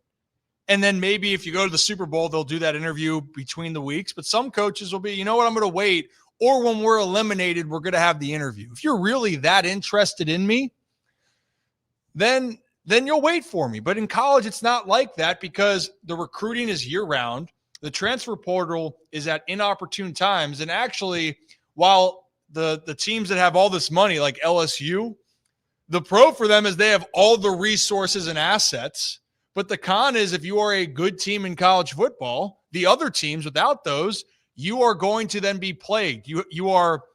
It's a blessing that you have a great program, but if you go far into the postseason, you could end up losing out because of how the structure is. And that's the part that I hate. And I will say this to end it. I guarantee you, or I shouldn't, guarantee is the strong word for this, but I have a strong feeling if Lane Kiffin wasn't going to LSU and it was Penn State and he asked, I bet he would still be coaching Ole Miss down the stretch. I think because it's LSU and because it's in your conference and because of how it went down, he said, screw that. You don't get to come in here where Ole Miss, give credit to Lane Kiffin. He's the one that rose this program up. But also give credit to Ole Miss. They hired him and gave him that jump from what, FAU to Ole Miss. Is that right, Zach? Yeah. Actually. So they gave him the jump. They took the chance on you again where you had been run out of town from each place. They helped you get back. And I think that's what hurts the most with it. But it's over. It's done with. I witness FAU Lane Kiffin at Marshall my freshman year. That was his year. He came to. How'd it go? I actually think we won. No way. The FAU team wasn't great. I mean, it was a stepping stone. It wasn't like it was anything special. I gotta look that up now. Yeah, but you know what, Lane? It's gonna feel good when you have the millions and millions. 31-7. Thanks for coming out, Lane. Have fun. Have fun in Baton Rouge. We are running from the Sun Belt. I get it. We are Kicking ass. Marshall, baby. Okay, there we go. That's what I was looking for. And taking reps away from Derick Henry, but that's a whole nother. Oh, taking reps away from Derick Henry. Wow, did you just segue into the next topic? Look at this kid over here. He just gets better every show. Get little snaps for you right there. Give him some snaps. There it is. Let me put the glasses on right there. Snaps for Zach. Well, you know what? Now we are going to continue on. And, yeah, we got to talk about a little football in Baltimore. And the Ravens I talked about Thanksgiving was great until 8:20 p.m. if you were a Ravens fan, because from 8:20 until about 11:30, that was a experience. And not only did the Ravens lose to the Bengals, how they lost was infuriating. It was the turnovers. It was the kind of felt like the mental mistakes. And then it was, I don't know, that the Bengals, who were on life support and had historically one of the worst defenses in football, ended up forcing then the 5 turnovers, and forcing can be a stretch on a couple of them, but they had the 5 turnovers and they had 6 all year going into this. And now the Bengals have life back in the division. Yep. Now, fortunately for Ravens fans, guess who also imploded this Thanksgiving weekend? And that's the team up there in Pittsburgh, as the Buffalo Bills, who were really struggling in the first half, then the second half turned on, and the Steelers had 0 chance. They forced a fumble on Aaron Rodgers. The Bills just decided to run the ball down the Steelers' throats, and that's not an understatement. They set the record for most rushing yards by an opponent at Pittsburgh. Yeah. And I think TJ Watt, after, even said, I've never seen a team run the same play over and over again and it continue to work. So we're going to get into the Pittsburgh side, but we got to talk about the Baltimore side here, because I want to emphasize running. You mentioned Derick Henry. The Ravens on that first touchdown drive of the game, that was nice. Yep. You kind of felt like, okay, this is how the night's going to go. Yeah. And then it did not go that way. Yeah. And Derick Henry, he was eating Oh, early on. But then if you watch the game, you're like, we should get back to the run game. And you looked out there and like, giving Derrick some rest. It's a long game. You're going to need him. Yeah. Then you didn't see him much in the second or third quarters at all.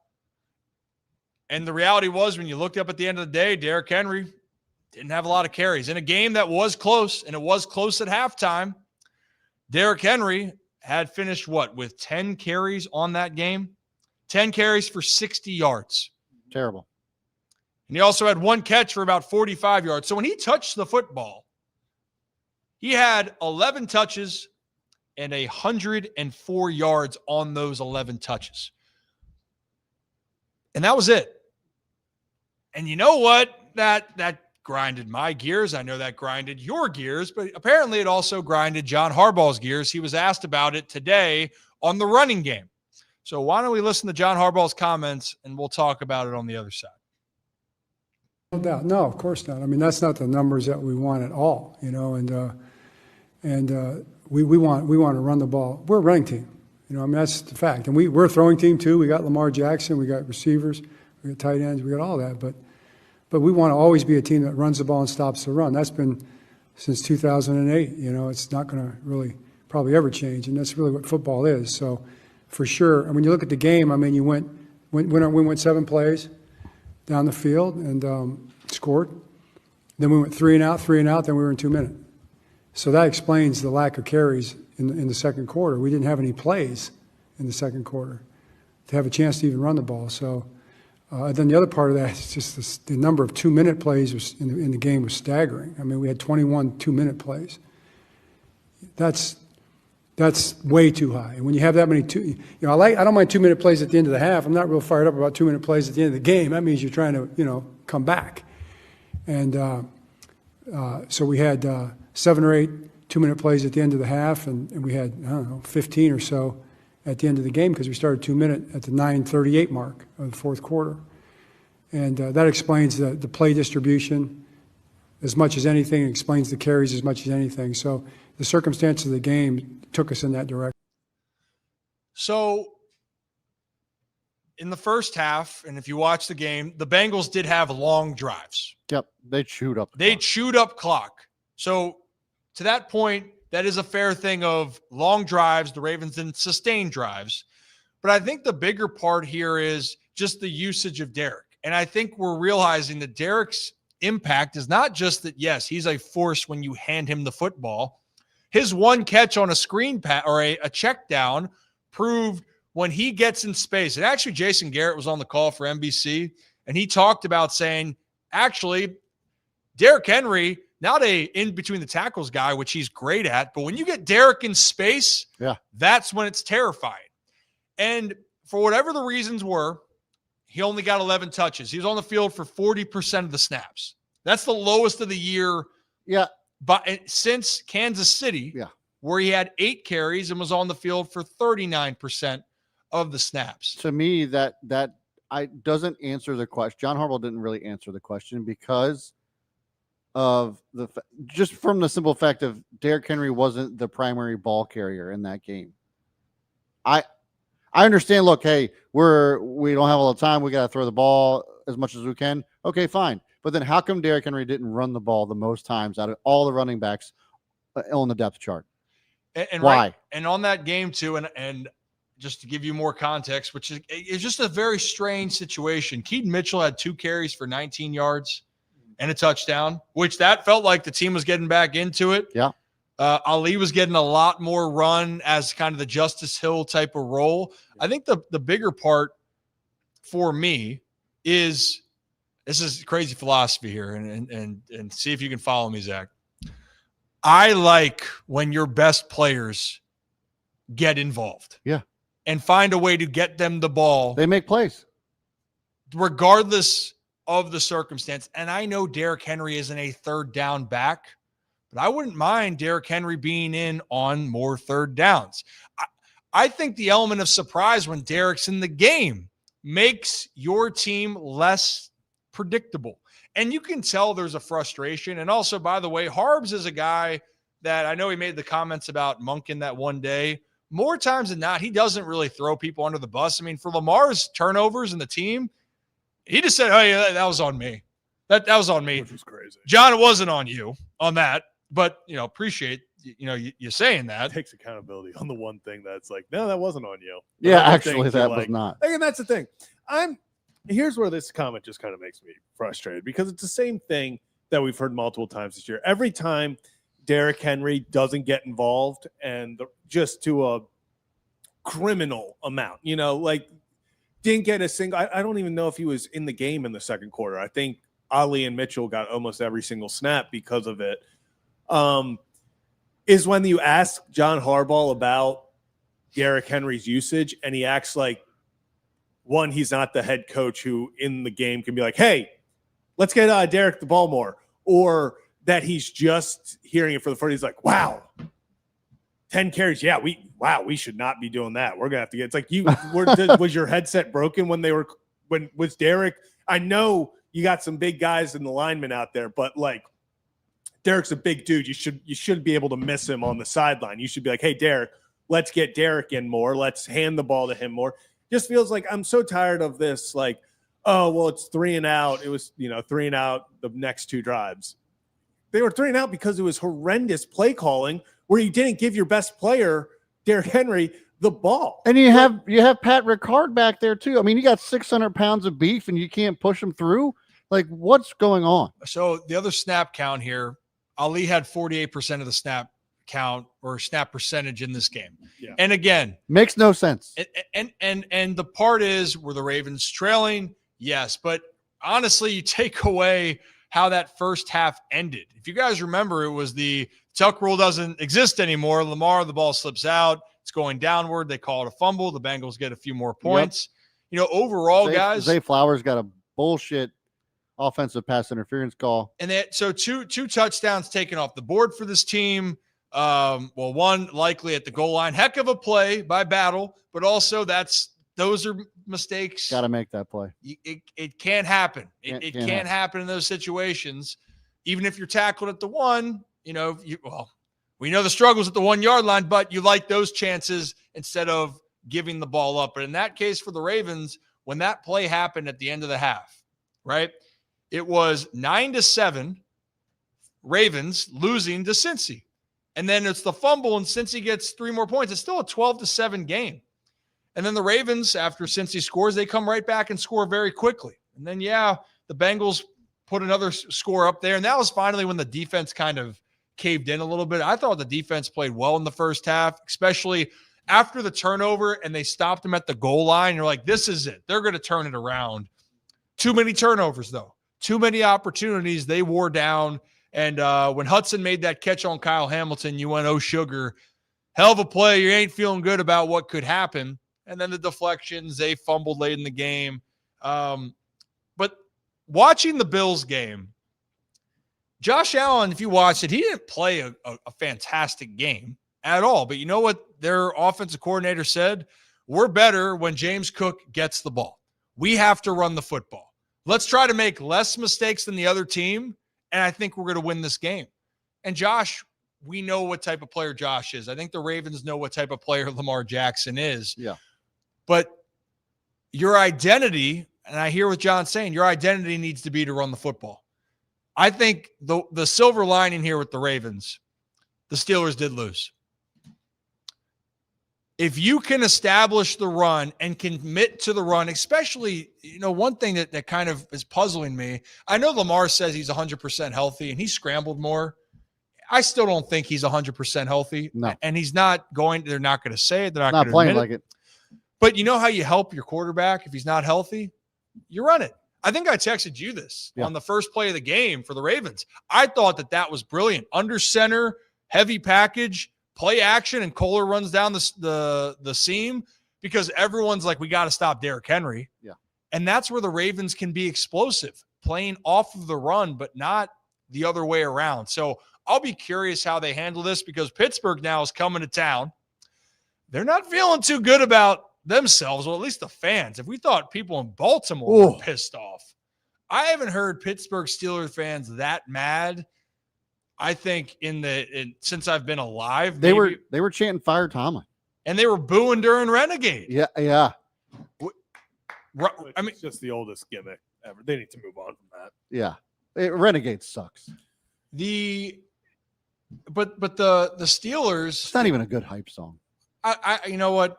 I like the song. I do. But for the context of it it was really cool. It's Their not defense got stops after it.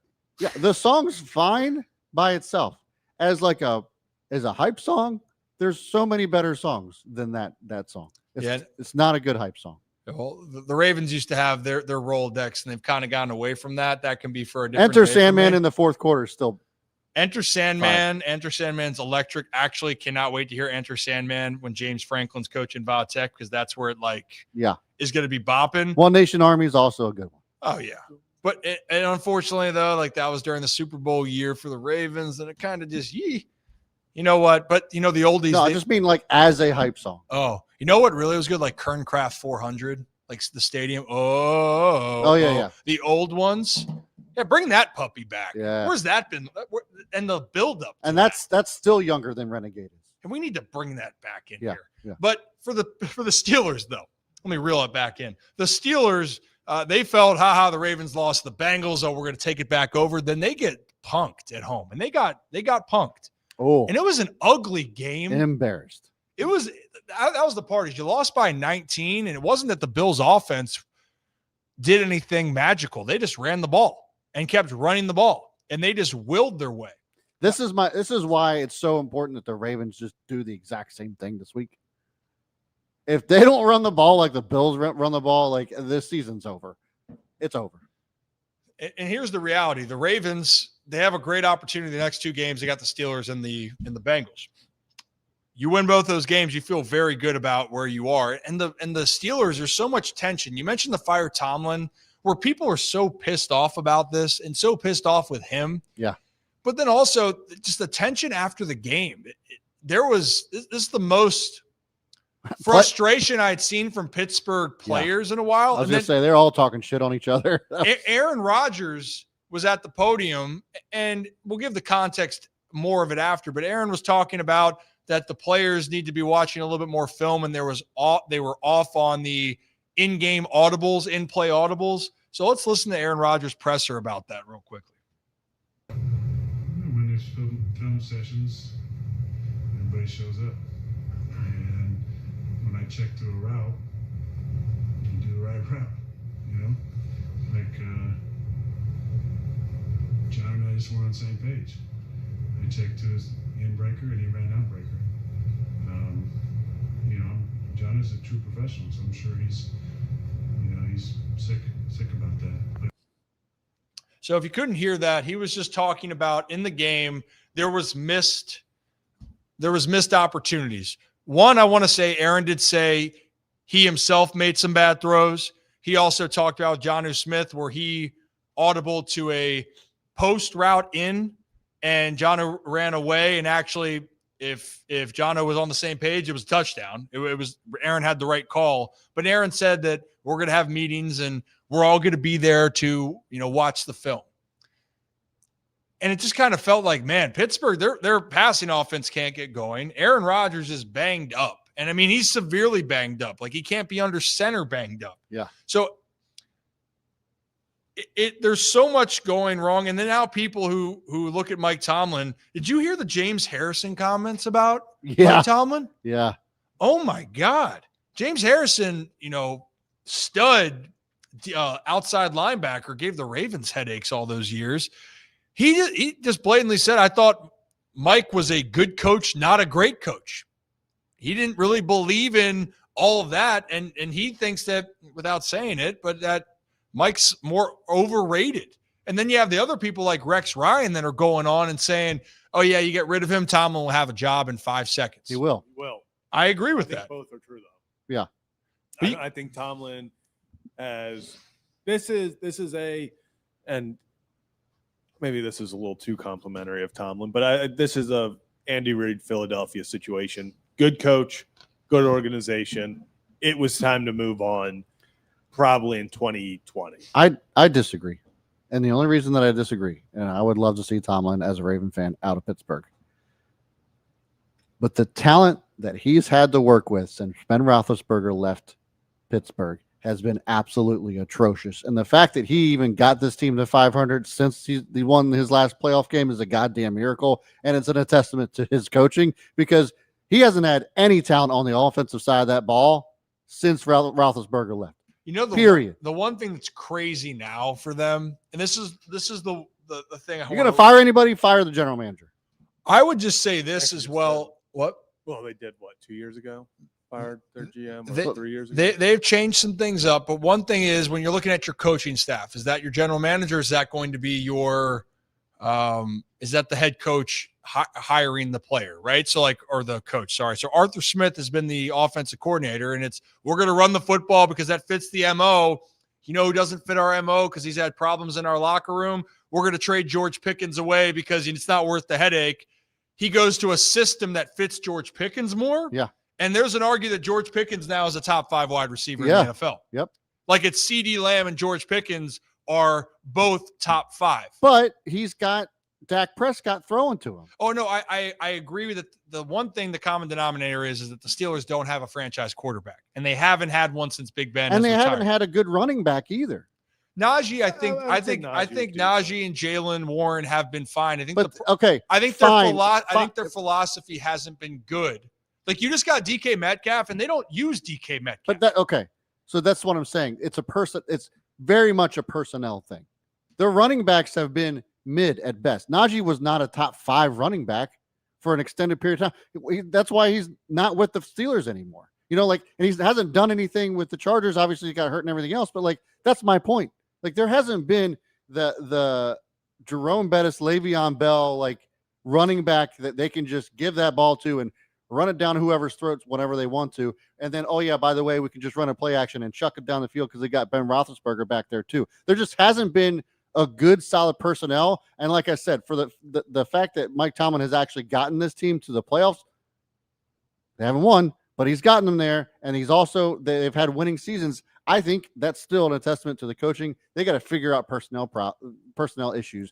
Quarterback being one of them. They got to get better running backs. Well, and that kind of goes to the point of Zach, you saying the fresh start could be coming to the crossroad here because let's play this out. Pittsburgh, they need to come to Baltimore to win this game. If they win that game and beat Baltimore, then the Ravens fans, you're going, oh, sugar, this year is done. That's where it goes to. Yep. So Pittsburgh still, while we say the Ravens, it's all in front of them. Pittsburgh has the same concept. But if Pittsburgh loses to Baltimore, and the Ravens should win. They need to win in Baltimore. Must win. If they cannot win in Baltimore, woof. Season's over. It's curtains. and neither team is going to get the division or the wild card. No.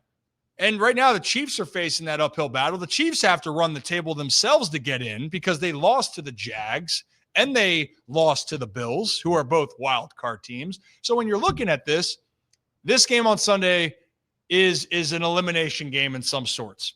So Mike Tomlin, I think, is a good coach. I think whatever's happened in Pittsburgh, it hasn't gotten better. And I think when whoever comes, if they do get to that point, you're right with the personnel decision. For whatever reason, they either haven't committed to or they haven't prioritized getting a guy to transform their team because they've been in the hunt, but they haven't been a contender in the last X amount of years. Even the year they went 9-0 to start, no one bought them as being the team to beat. Nope. And that still rings true today. Even if Pittsburgh wins the division, no one's expecting Pittsburgh to be one of those dangerous teams come the postseason. So it kind of then like leads in this open conversation. I know we wanted to talk about it.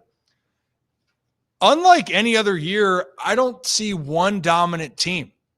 I don't think there's one team that you sit there and go, man, this team is head and shoulders going to win this thing. And a week ago, you would have said the Rams because we talked about that. I did say the Rams.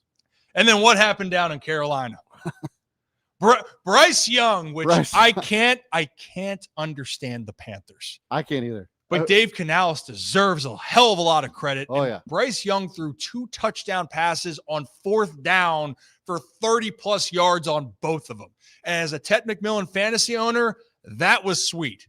But Stafford, they turned it over 3 times, a pick 6, a fumble that would have tied the game if they took the field goal. I know we want to talk about how Lamar Jackson had a bad week with all of his turnovers, and then here comes Matt Stafford just throwing 2 picks and fumbling the ball. Like, it's just crazy. And Bryce Young was 3 touchdowns, no picks, like 15 for 20. Yeah, had a career day. Like, makes no sense. I don't get it, but it leads to the question: who do you have? If I had to bet who was winning the Super Bowl or even going to the Super Bowl, I would have no idea who I'm picking. Well, and I think that there's some people out there who be like, oh, well, New England has, one of the best records in football. But even when I look at this, and I kind of just went through the gamut here on who the Patriots have actually played this season. Look, they're 9-2. But the opposing quarterbacks that they've played have been Geno Smith, Spencer Rattler, Cam Ward, Dylan Gabriel, Michael Penix Jr., Bryce Young, Justin Fields, and Andy Dalton. That game was weird. Justin Fields, Joe Flacco, Tua, Aaron Rodgers, Baker Mayfield, Josh Allen. They're 9-2. Only 2 of those teams, 2 of those quarterbacks are going to be in the playoffs. So, like, New England could very easily be a one-and-done team because they haven't really played anybody worth a damn. So this is the part, Zach, what we're going to discuss. So we'll take out the NFC because I still think Rams, Seahawks, and even for the Eagles being whatever, they're going to be in the discussion because their defense, as long as they don't give up a million rush yards, their offense sucks. It's so wildly wild that they can't figure it out. But let's talk about the AFC because that's truly, like, we can say 4 teams in the NFC and you'd be like, okay. And the Bears are the 1 seed right now that no one buys. But, nope, not buying. But Ben Johnson's taking off the tarp, baby. Ben Johnson, when you take that is fun. Tarps are off, baby. I love Ben Johnson. And they said, like, one place in Chicago is giving out free dogs.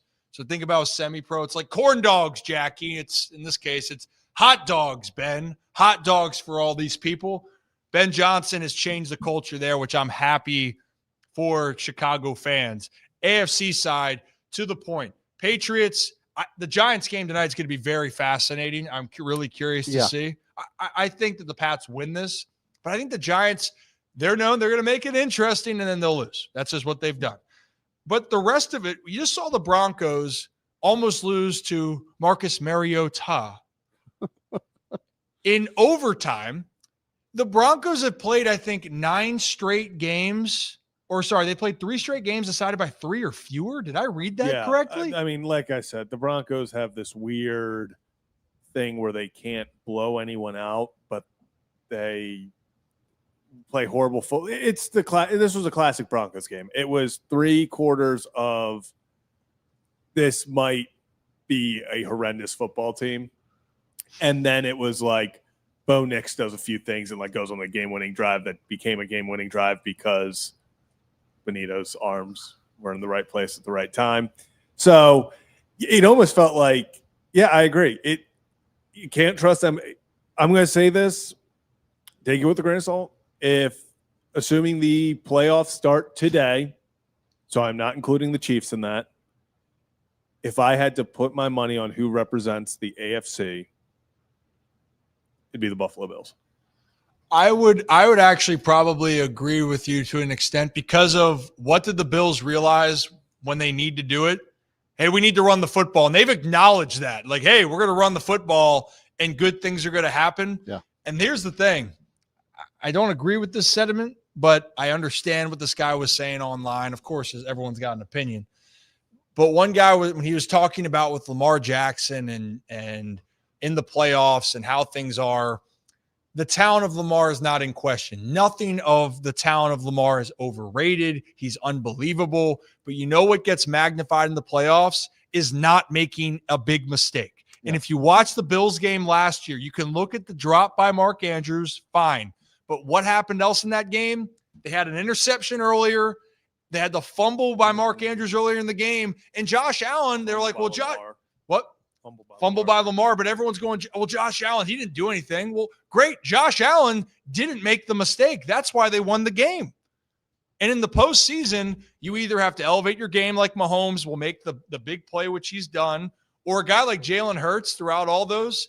Jalen Hurts last year, what did he do? He didn't make the mistake. And he let his strength of it, we're going to run the ball. And their team was so dominant, right? They were so dominant offensively on that offensive line. Their defense was ferocious. But I think it just goes back to the point. The team that is true to their identity and makes the least amount of mistakes is going to win the AFC. And I think actually that's Denver. You think Denver? You still take Denver? I'm going to take Denver only because defense wins championships, and Josh Allen does make a lot of mistakes. He's a turnover machine. Sometimes he can make up for those, and we saw that in the Buccaneers game earlier this season. But we also saw where the turnovers come back and bite them in the butt. Yeah. Like the Bills are flawed. If their run game works, they can run all the way through to the Super Bowl. But they got to run through some really good defenses. The Jaguars have a good defense. Mm-hmm. Denver has a really good defense, and they figured out how to win games even with some of the mistakes that they've made. That Denver defense is no joke, and I don't think that the Bills offense is good enough to overcome that unless they figure out how to run through that defense. I just don't think they're good enough to do that. I'll say this, and this is where, and Houston's defense. So this is what I was about to say. Houston goes to Kansas City next week for Sunday night. Yeah, wraps. If Houston wins that game, they are my new favorite in the AFC because that defense is lethal. Yeah. And they still are. CJ Stroud just came back. They didn't play a clean game, but here's the numbers for the for the Texans over this period of time. CJ Stroud got knocked out against the Broncos in that game. They lose 18-15. They beat the Jaguars and come back, and CJ Stroud didn't play in that game. You survived the Titans. You beat the Bills. And you beat the Colts. During this stretch of time, the Jaguars was that weird game. I think there was a kick return touchdown as well. Overall, here's numbers that they've allowed versus top teams. San Francisco, 15 points. The Seahawks game, I believe they had it was some ridiculous number. Their defense, I think, scored their touchdowns or set things up, if you guys watched that correctly. Darnold was awful that game. Yeah. That's a good team. They obliterated the Ravens. We saw that earlier this year. Yep. Tampa Bay was week 2 where they gave up 20 points, but this is the team. And by the way, they lost to the Rams to start the year 14-9 out in LA. I think that they've gotten better. If they beat Kansas City, they play the Cardinals, the Raiders, and then they got the Chargers and Colts to finish it out. I think Houston could run the table if they beat Kansas City. You want to hear my take? And I actually talked about this last week on Kevin and Zach React, so then it got reassured this week. My hot take last week on Kevin and Zach React, the Indianapolis Colts are going to miss the playoffs. They're not a good football team, especially Sauce Gardner, him out the next few weeks. That's a big deal. I mean, they play Jacksonville twice. over the next few weeks. I'm going to assume they have a split there. Then you're at Seattle. You're facing San Francisco on Monday Night Football. And then and this is where it comes down to. You finish the season, week 18. This is going to be for a playoff spot at Houston. I agree with you. I think Houston's defense they are exactly what we always joke about of like, what would happen if the Browns had even a half decent offense? It's Houston. Yeah. It's like if you just have a dominant defense and you just are like, hey, CJ, could you find like 17 to 20 points somewhere? Just throw throw Throw it to Nico. Yeah. Exactly. Yeah. It's like just find a way. Woody Marks, it's all fight tweet, leads the league in injuries per game. I swear at least once a week I see he's left the field with an injury and like 2 plays later he's just back in. Yeah. That Texans team is good. Daniel Jones, sorry, Cinderella. Clock has struck midnight. He looks like the pumpkin again. Yeah. And apparently he's playing banged up. There's reports out there that he has some sort of hairline fracture of his fibula. And he still played. Played, so you don't know. But the Colts, exactly what you said right now. The Colts schedule, 8-4 Jags, 9-3 Seahawks, 9-4 49ers, and 7-5 Texans. Houston is the worst team record-wise on there. And this is what scares me about Houston. It's not even that their defense can travel. If you have to go play in Houston, that defense is on a whole different level. Mm-hmm. Watching the Bills play the Texans there on that Thursday night game, that was one of the most dominant performances I had seen. And the reason why it was so close is Davis Mills, while admirable, and they made comebacks, CJ Stroud, it's a huge step up there. Yeah. And so, damn, the Texans defense, and I see it, Daniel Hunter and Will Anderson Jr., those guys are dogs. And if it's true they have 21.5 sacks combined, the crazy thing is that Myles Garrett almost has that by himself. Yes. But that team is so damn tough defensively. And in the postseason, defense and an offensive identity. And that's why if the Chiefs were to get in, I trust the identity of Mahomes, but I have a tough time with them. I have a tough time with them beating some of these teams right now. They gotta. God, I forgot about who the Chiefs have to play. I don't think the Bills honestly have a chance of. I think they could be very easily a one and done team making it into the playoffs. I think any team in the AFC could though. That's the argument. I think you could legitimately make an actual argument. I know we just kind of hyped up their defense a little bit and stuff. I'm so out on the Jags still. Their defense is good. Their defense is good, but Trevor Lawrence. I was going to say it's like they don't play the opposing team. It's like their defense is like, we're setting you up well, and Trevor's like, what if I give it to the other team here though? And they're like, don't do that. Why did you do that? And then he's like, it's okay. And then he goes and makes the wildest throw you've ever seen, and you're like, that's the number one pick. Yeah. That's it. That's why we drafted the generational talent. And then the next he just throws it right to the defender. You're like, nope, Trevor, last drive. Yeah. I just can't trust them in a big playoff situation. He's turnover. We saw it happen against the Chargers. He's turnover prone. He's turnover happy. They almost lost to the Cardinals because Trevor Lawrence literally threw it to the other team. Yeah. It was literally like I watched the pick yesterday when Bo Nix threw it right to Bobby Wagner, which he could have been a statue and it would have been picked. Like it was Bobby Wagner was sitting here like this. It was like red. Again, I like to go back to Happy Gilmore where it's like 62. There you are. And he's just sitting there like, thanks. Trevor Lawrence, if you go back and watch the Cardinals game, it's like he goes, I'm going to let this one eat. And he throws it. And as soon as he throws it, you sit there and go in the replay, that's not your receiver. That's another player on the other team. Yeah. He's right there. Why would you throw that? But it happens over and over and over again. If they lean on the run game, they'll have a better chance, but that's why you don't trust them. And this is why Baltimore, as frustrating as it is, personnel-wise, still has a chance. They have a chance because here's the thing. You play the Broncos, you might trust their identity. Would it be a close game if they played Denver and Baltimore? I think it would. No, I don't think so. You think the Ravens? Not the way that the offense is playing. That defense is going to absolutely dominate the offensive line.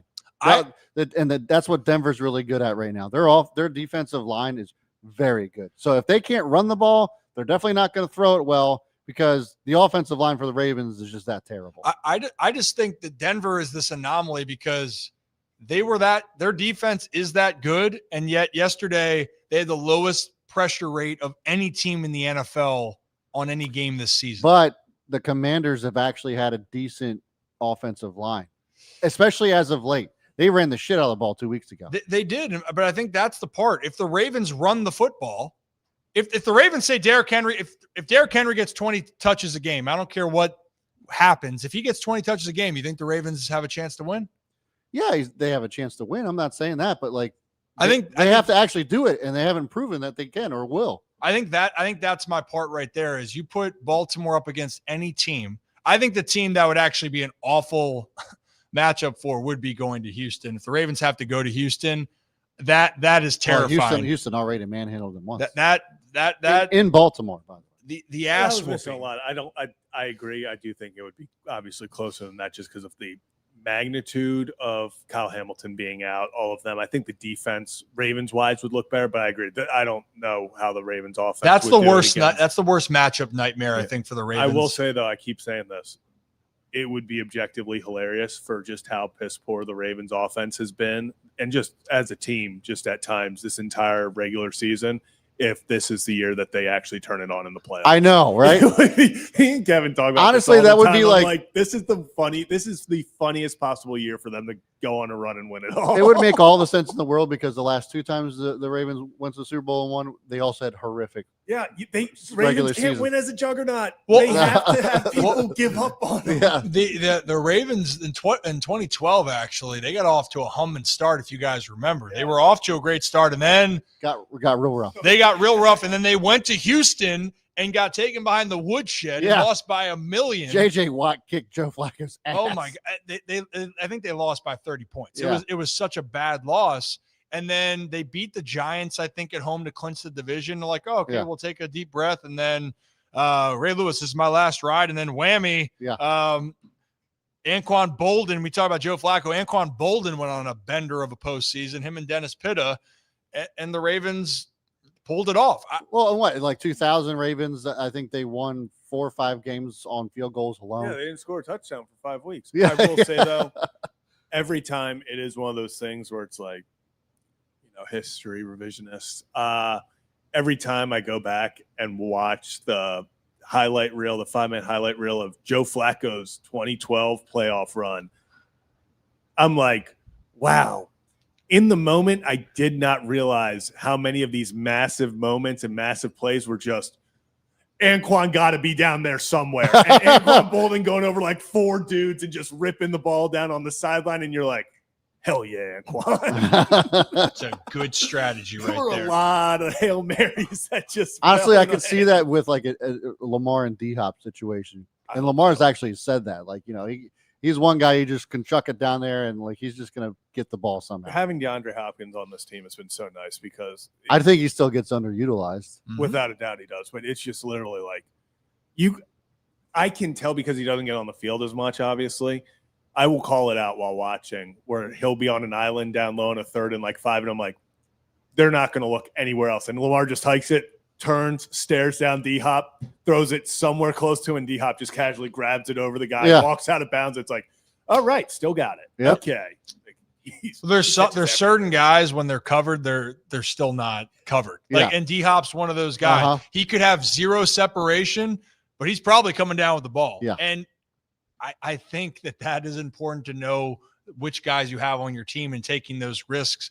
I would even argue that watching. He's not going to fumble it like Zay. That's for damn sure. When I watch, we talked about George Pickens. Like that's the part. Even I think Pickens. Obviously, if we're talking Pickens Metcalf, I like Pickens upside and playmaking skills. But DK Metcalf is a freak of nature.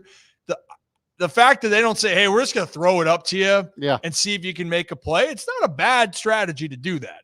But overall, to wrap it up, this is how wide open the AFC is, that you can make a case for multiple teams. And this is unlike years in the past. And right now, if the season were to end, you're looking at the Bills barely getting in.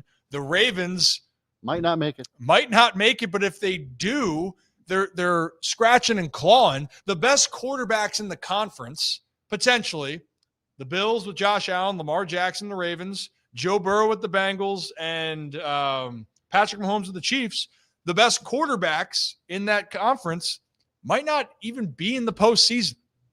And I think that's the telling part here. So if that's going to be the case, yeah, the AFC is going to continue to be wide open. And if you are new to this channel, hit that like and subscribe button. Well, the team that is leading the AFC, the New England Patriots, they play tonight against Jackson Dart. Yeah. And the New York Giants. Hey, you know what? They are entertaining. It is something. Don't feel good about them. But why don't we get to Bolly's Bet by taking a quick trip up to our friends at Hollywood Casino and Charlestown Races in West Virginia. That was pretty good. Look at that little. Yeah, well, we're all in studio. Was that better than me trying to sing earlier? 100%. Okay. Without a doubt. Yeah. So, shoot, what was my last one? I think I hit it. You have so many. I think you did. I feel, yes, because I remember, I think I texted you and was like, it was a first half cash. You did text me that. Yes. Yeah. So we're trying to stay hot. Giants historically bad against the run. Just feed your rookie. Feed the rookie. Trevion Henderson over 62.5 rushing yards. Big win for the Ohio State boys on Saturday. I'm sure he's still fired up. So hand him the ball. And just, I think the biggest thing for the Patriots in a game like this is it doesn't matter if you win by 50 or 3. You want to stay healthy because that offensive line has taken some hits over the past few games. Stay healthy, hand the ball off, get out of there with the win, and hopefully let's get out here with the cash. So, Trevion Henderson, over 62.5 yards. Lock it in. So with Stevenson back last week, Henderson still 8. He didn't get the tutties, but he still got the carries. So you buy the opportunity. Talented rookie. I hope he doesn't go too crazy. I in the big money league for me right now, I'm up 22.5 in half PPR. I would prefer that Henderson doesn't go that crazy. Yeah. I was say no touchdowns. Yeah. 63 yards. Yeah. That's it. 6.3. That's it. That's all we need. Yeah. Easy. Yeah. We don't need, but the Giants did face Jahmyr Gibbs last week, who had about 400 yards. And that's not like an exaggeration. I think literally. his all-purpose yards was something that reminds you of, yes, Jahmyr Gibbs is that good, but holy hell. I know as we wrap up, but one final thing, because I've seen it debated recently. Who is the better running back, best running back in the league right now, Jahmyr Gibbs or Jonathan Taylor? Oh, man. Gibbs. All around? All around. Who's the best player? Gibbs. Oh, my goodness. I won't lie. I have both in different leagues, obviously. But I was about to say, humble brag right I was there. going to say, I was like, so I'm not biased. It's Gibbs. I think it is Gibbs, but like it's so close. I think for a pound for pound runner, I'll take Taylor. Overall back, Well, give so me running, yeah, I would probably give Taylor overall, runner, just pound, best football player. But that's not wasn't the question. So The question all was around, player. all around, I'd take Gibbs. Yeah. All around, I I'd think take Gibbs all around. because he can do everything that you want, and he's a house call. Jonathan Taylor, pound for pound runner, that's him with the home run ability, but he doesn't have the same pass catching. No. He can, but Gibbs is too dynamic. That dude is He's too so shifty. explosive. He's not he's way more shifty than Jonathan Taylor is. Shirts and pants, man. He is a beast. I actually traded back in the draft and chose not to select Gibbs. Oh, But this team that I have, most points in the league in the big money. Hey, how you doing? It's the LLL is what it's the short, the abbreviation for it. I took Genty in London, which I survived the beginning to have the most points in the league. Genty was top 12 back. Drake London is still wide receiver 7, and he's missed 3 games. yeah. Because you know what the Falcons do? They're like, we have a top 5 running back and wide receiver. Here's our strategy. We're going to just give them the ball. That's something that I think in Baltimore, Derick Henry get the football. But if you're tailing Bali, good luck. 62.5. We believe in you, kid. And we believe in all of you. And we appreciate our friends up at Hollywood Casino at Charlestown Races up in West Virginia. We have a split on that. Jonathan Taylor and actually, I think it's close. I do think it's close. they're good. They're really good. So, guys, to finish this out, the last thing that was kind of wrapping up our weekend, Brad, I know it had you to chuckle. It got you laughing. The Browns, what's crazy is Shedeur Sanders made his first start. They lost to the 49ers, but it's really not talked about because Browns didn't win the game, and it wasn't that Shedeur played terrible. He didn't play bad, didn't play great. It was just an indifferent because they just didn't do enough, and the 49ers were the better team. But it was the post-game conversations that caught the attention of you. And it was Shelby Harris was calling out Juwan Jennings, the wide receiver for the San Francisco 49ers. Do we have that clip in here? I don't see it. Well, essentially, Shelby Harris's quote was, so we're not going to pull up that video, it was just saying, I want the world to know that Jennings is a hoe. That was like the exact quote. And he was saying that he was saying things that you don't say to another man. And the reason this is brought up is that Jennings last week got hit in the nuts by the safety for, was it Trevor Morrig? Yes. Yeah. So he got hit. So Trevor punched in the nuts. Jennings. This was not a football play. This was after the final kneel down, a swift punch. And apparently he might have deserved it. And so Shelby Harris just said it in there about, I realized that why that guy got punched in the nuts, and said, I'm surprised that guy hasn't been punched in the jaw. We do have Myles Garrett commenting on this as well, though. We do have that clip. Let's play that real quick.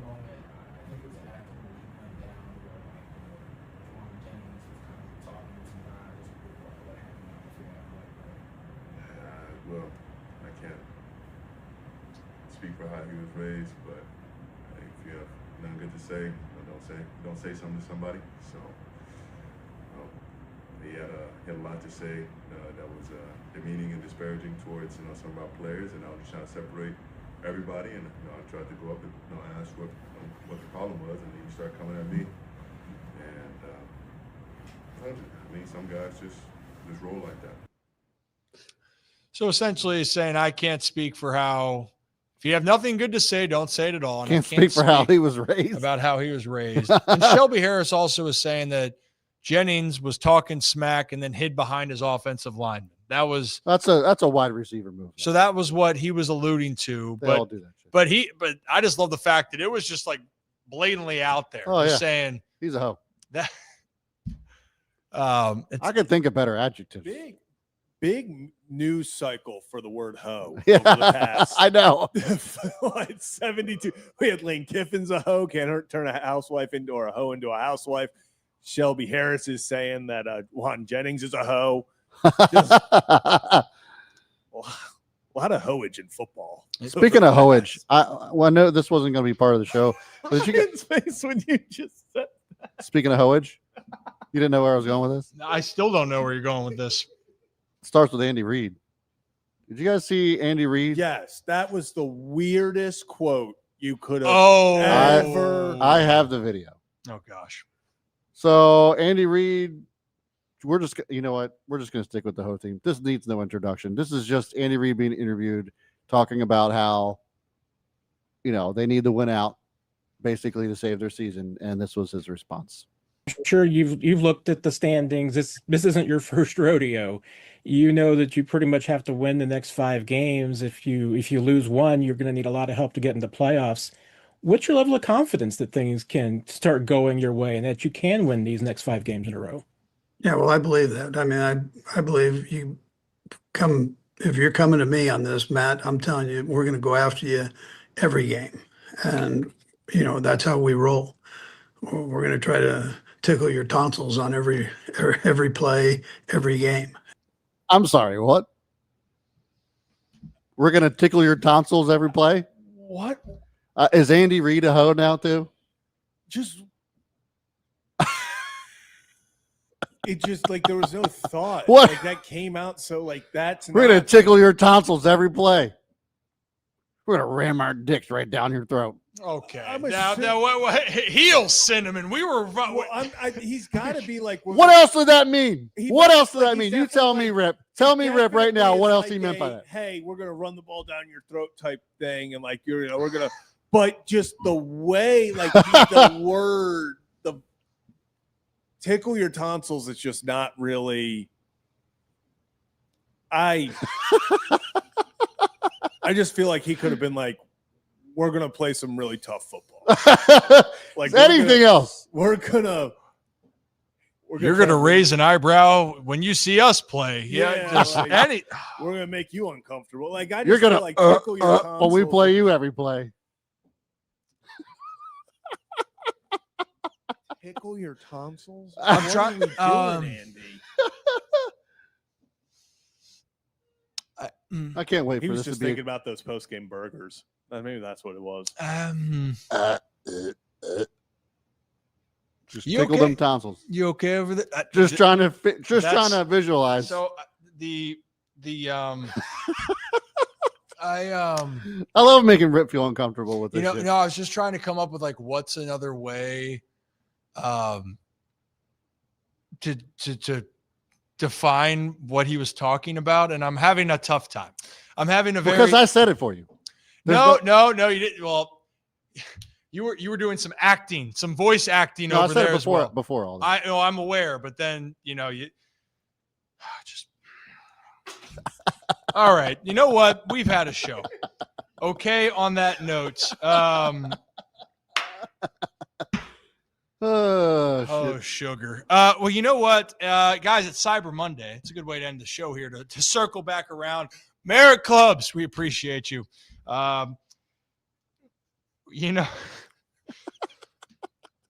I can't say it. yes, you can. No, I was gonna say Yes, you can. no, I don't want to because you're gonna turn it into a meme, and yeah, I don't know if I want you to do that. Oh, Hammy got tight though. Woo! Oh, you know what tickles my tonsils is that cyber deal that Merit Clubs has going on right now. $1 for the rest of the year if you join Merit Clubs. Check out meritclubs.com for more information. It's Cyber Monday, $1 to join for the rest of the year. And Zach, how do you spell $1? MERRITT. We appreciate you and we appreciate Merit Clubs. And goodness gracious, I need to get out of here. Let's. You. My bad. That was sugar. I need to go take a bath, take a shower, tickle my tonsils. All right. As always here on the Ryan Ripken Show, we appreciate each and every one of you. Have a day, have a night, have a great stinking rest of your Monday. And guess what? We'll be live at 5 tomorrow right here on the Ryan Ripken Show. Oh, sugar. Woo! Got a little toasty in here.